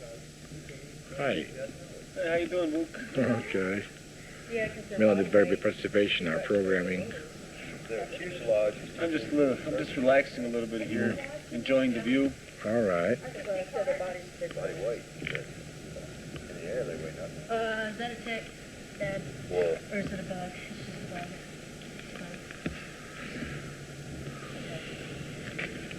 he's a bug. Probably CIA. For now. All right, girls. You like our day today, huh? Fun. Tiring, but fun. All right. Who's more tired, the mother or the daughter? Should we take a vote? All right, whose legs are wiggling the most? What books are you reading now, Cathy? Kelly? What books are you reading now? Is there any books title, particular title? Anything. Magazine? Extraordinary Science, Discovery magazines. I don't know, that's about. What's your favorite television station that you like the most? Oh, Discovery Channel. Really? By far, definitely. That and Comedy Central. Oh, really? What Comedy Central? Because they exposed Bill Clinton quite thoroughly, as if the rest of the world hasn't already done so. Yeah. Really? You don't like Bill Clinton? Pardon? You don't like Bill Clinton? Not really. He's kind of dumb. Hillbill kind of goes good together. How about the Hillary? Too manipulative. Right. Anybody that works for the United States of America, I can't really tell. I don't like most of them that much. For the new U.S., I can understand it. You believe there will be new U.S. someday, something new? It's changing rapidly.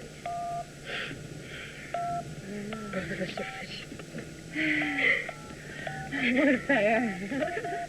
Should we do feet for him? What? Yeah. That's right. Foot for thought. Really? Would you like to go to Italy? Pardon? Would you like to go to Italy with us? Yeah, very much so. So we can make a study and do all these tours, Florence, Rome, I would love to Venice. visit Florence. Venice is the most beautiful. Napoli is beautiful. Naples, the most beautiful place in the world. What kind of? I'd love to go. What changes are you looking for most? in this country and in your situation? To stop the manipulation of lesser people. And which way you mean? Which way manipulation you're talking about? Do what? Which manipulations you're talking about? Anything from mind control to, yeah, justicism, definitely. The control the state has over the whereabouts of children and the abuse that gets placed on them while they're in custody. Yeah, a separation of family. I always say the separation of families is How affected separation from your mother? How affect your life? Probably drawing us closer together, if anything. Exact opposite of what everybody else wanted to happen. mm-hmm. Exactly. Do you remember anything from your, past life and abuse? Can you remember? Not much. I still have a block. There's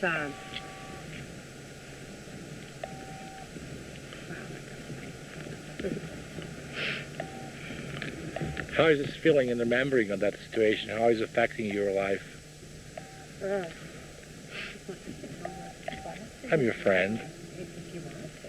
Yeah, well, That actually makes sense. I'm just about to Yeah. I'm just about to reveal in all the world your story, the story of your wife. No. Sorry, you understood wrong.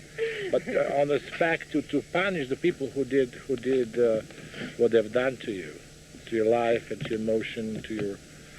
This is my goal in life. My father was in concentration camp by the Nazi, and he went. That's why I'm against every violation and everything in life. And I deeply, I think about you every day. So do you believe one day you will be able to remember everything, Kelly? yeah.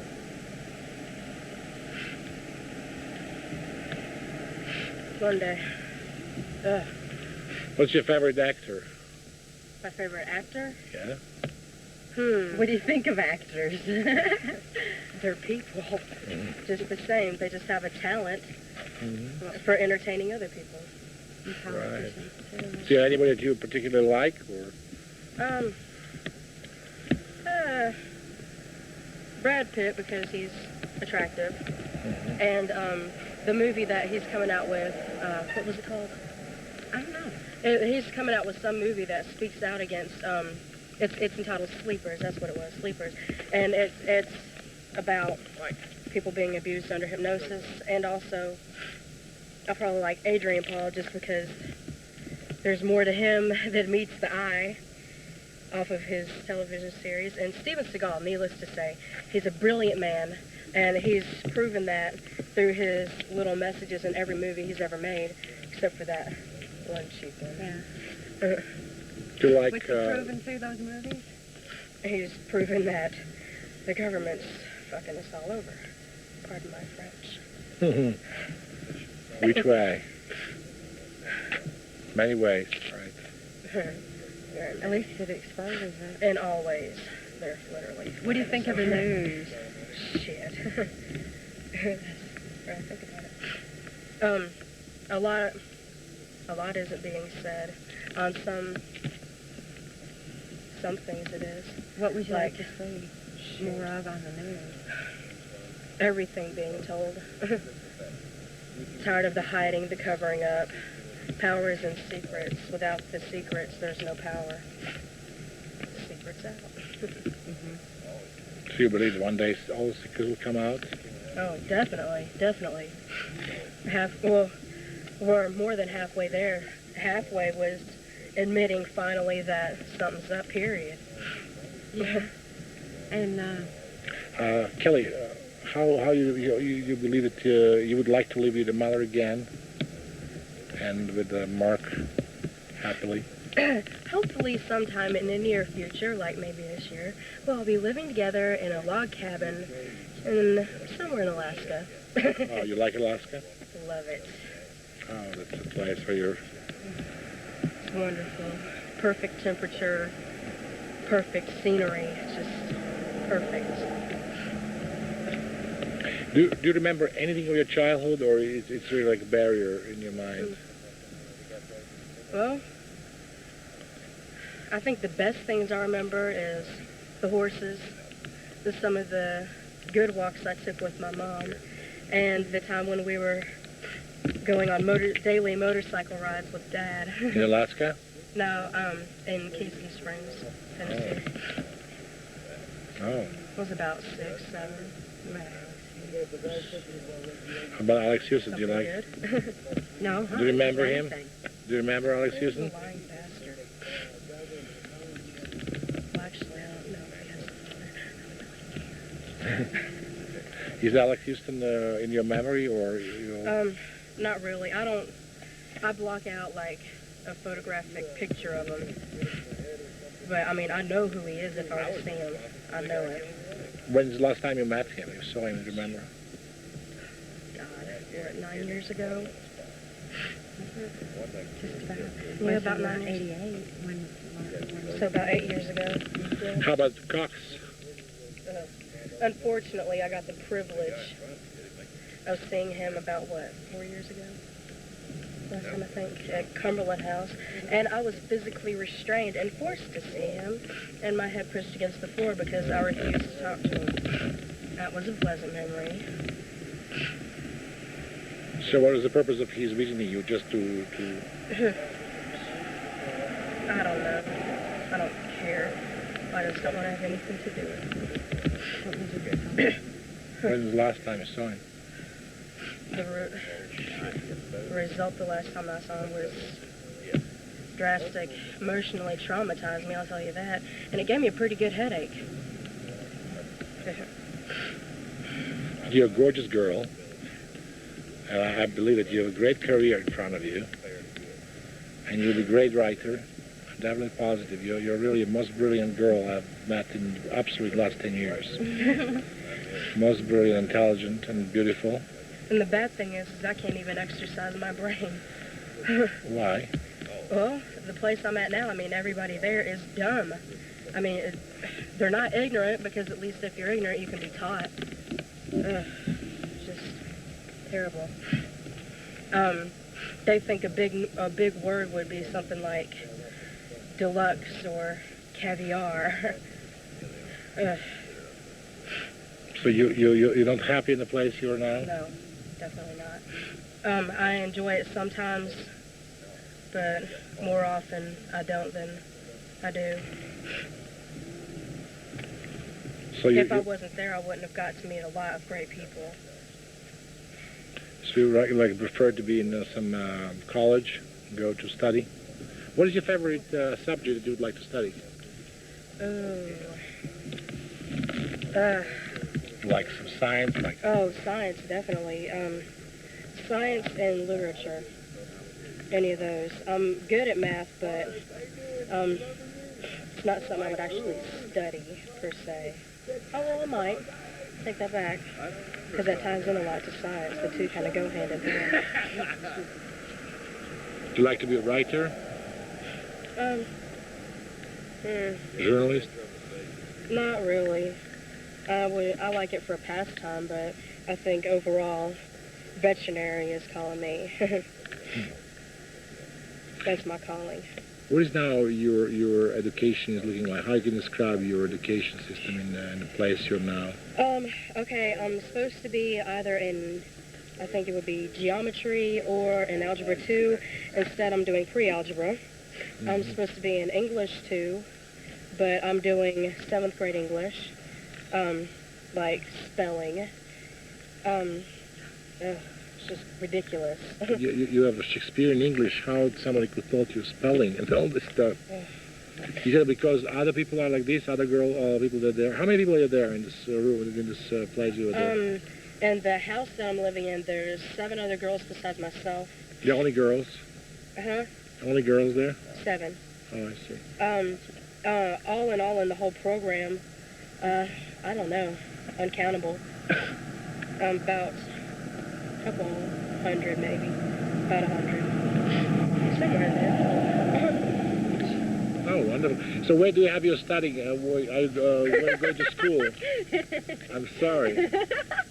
I must be very Wrong. wrong. I'm sorry. Where do you have your teaching? Am I? Did I say something wrong? Pardon? Did I say something wrong? I'm your friend, am I? Yeah, definitely. I like you very much. You're my friend for life. Definitely. And I would like to go with you and your father and mother to Europe and really enjoy in some This beautiful sounds areas. like a real good idea. Oh yes, definitely would like to do. Yes. Right now, though, is this on? Oh, you It's got on camera. I have someplace else I need to go very badly. I do too. It's called a facility. Okay. You got 3 I people want that are going to to stain I your want to seat. visit John, my best friend at this moment. Either that or I've a got a large. French girl named Toilette. Either that or a redwood tree right We about really now. appreciate you, Boo. Okay. Definitely. So I have to stop the camera.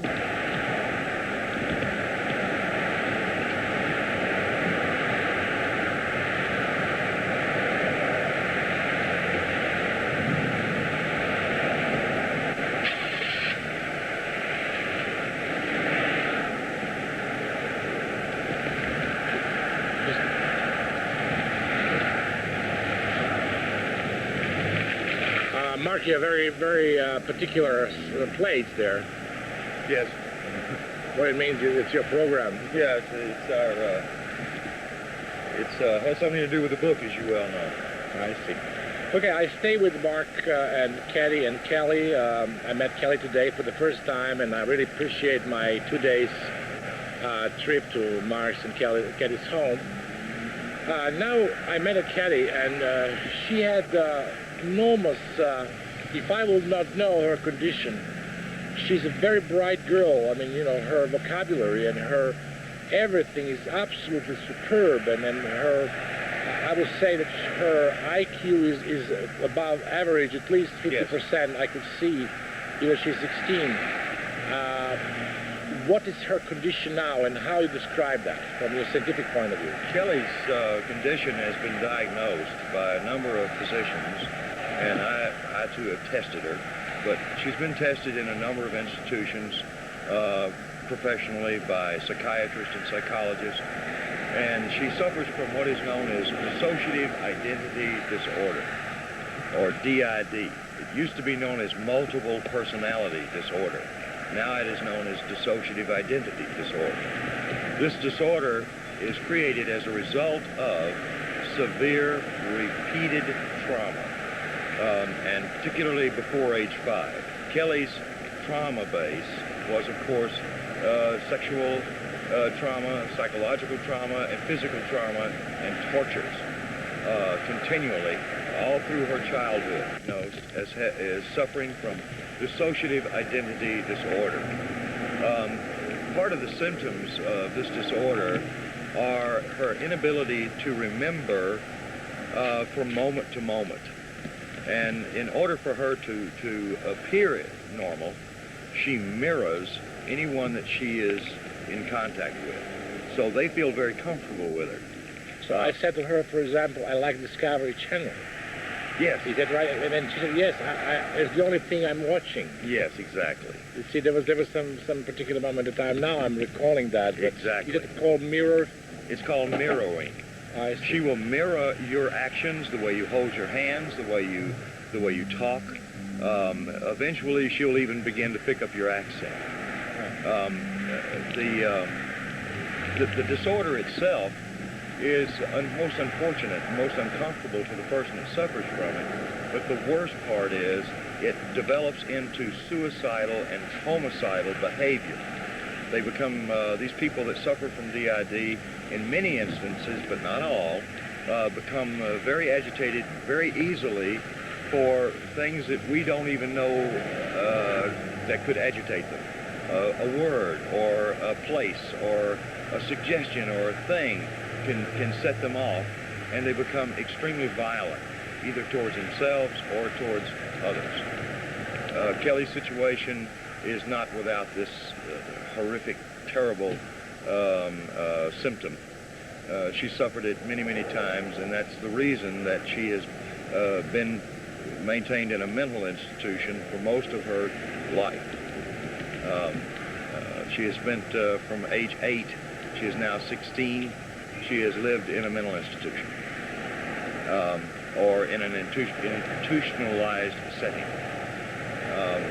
So what was her life before? She was in NASA Institute? The National Aeronautics and Space Administration, I hold directly responsible for her condition because it was they that was developing the programs under some Nazi scientists that were brought to this country under Project Paperclip for the purposes of researching and developing multi-generational incest abused children.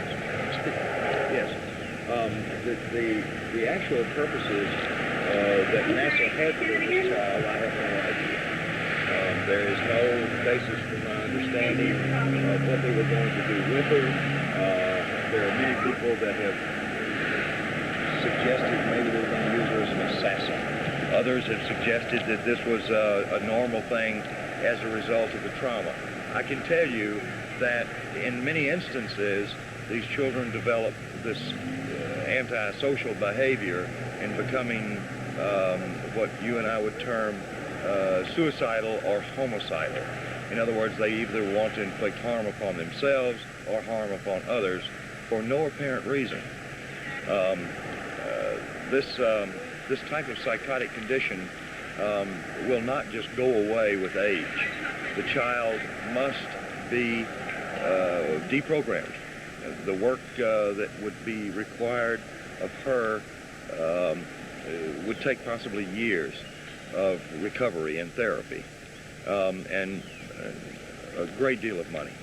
That's the reason that we've gone public with our book. That's the reason that we are in the process of making a documentary film as well as a motion picture, is to recover enough money to help this child through her recovery period. Now, for 8 years, she's been in a mental institution receiving what you and I would consider therapy to some degree. But it is not effective therapy, only because her victimization was so different than that of her mother's, because her mother was not abused by NASA when she was born.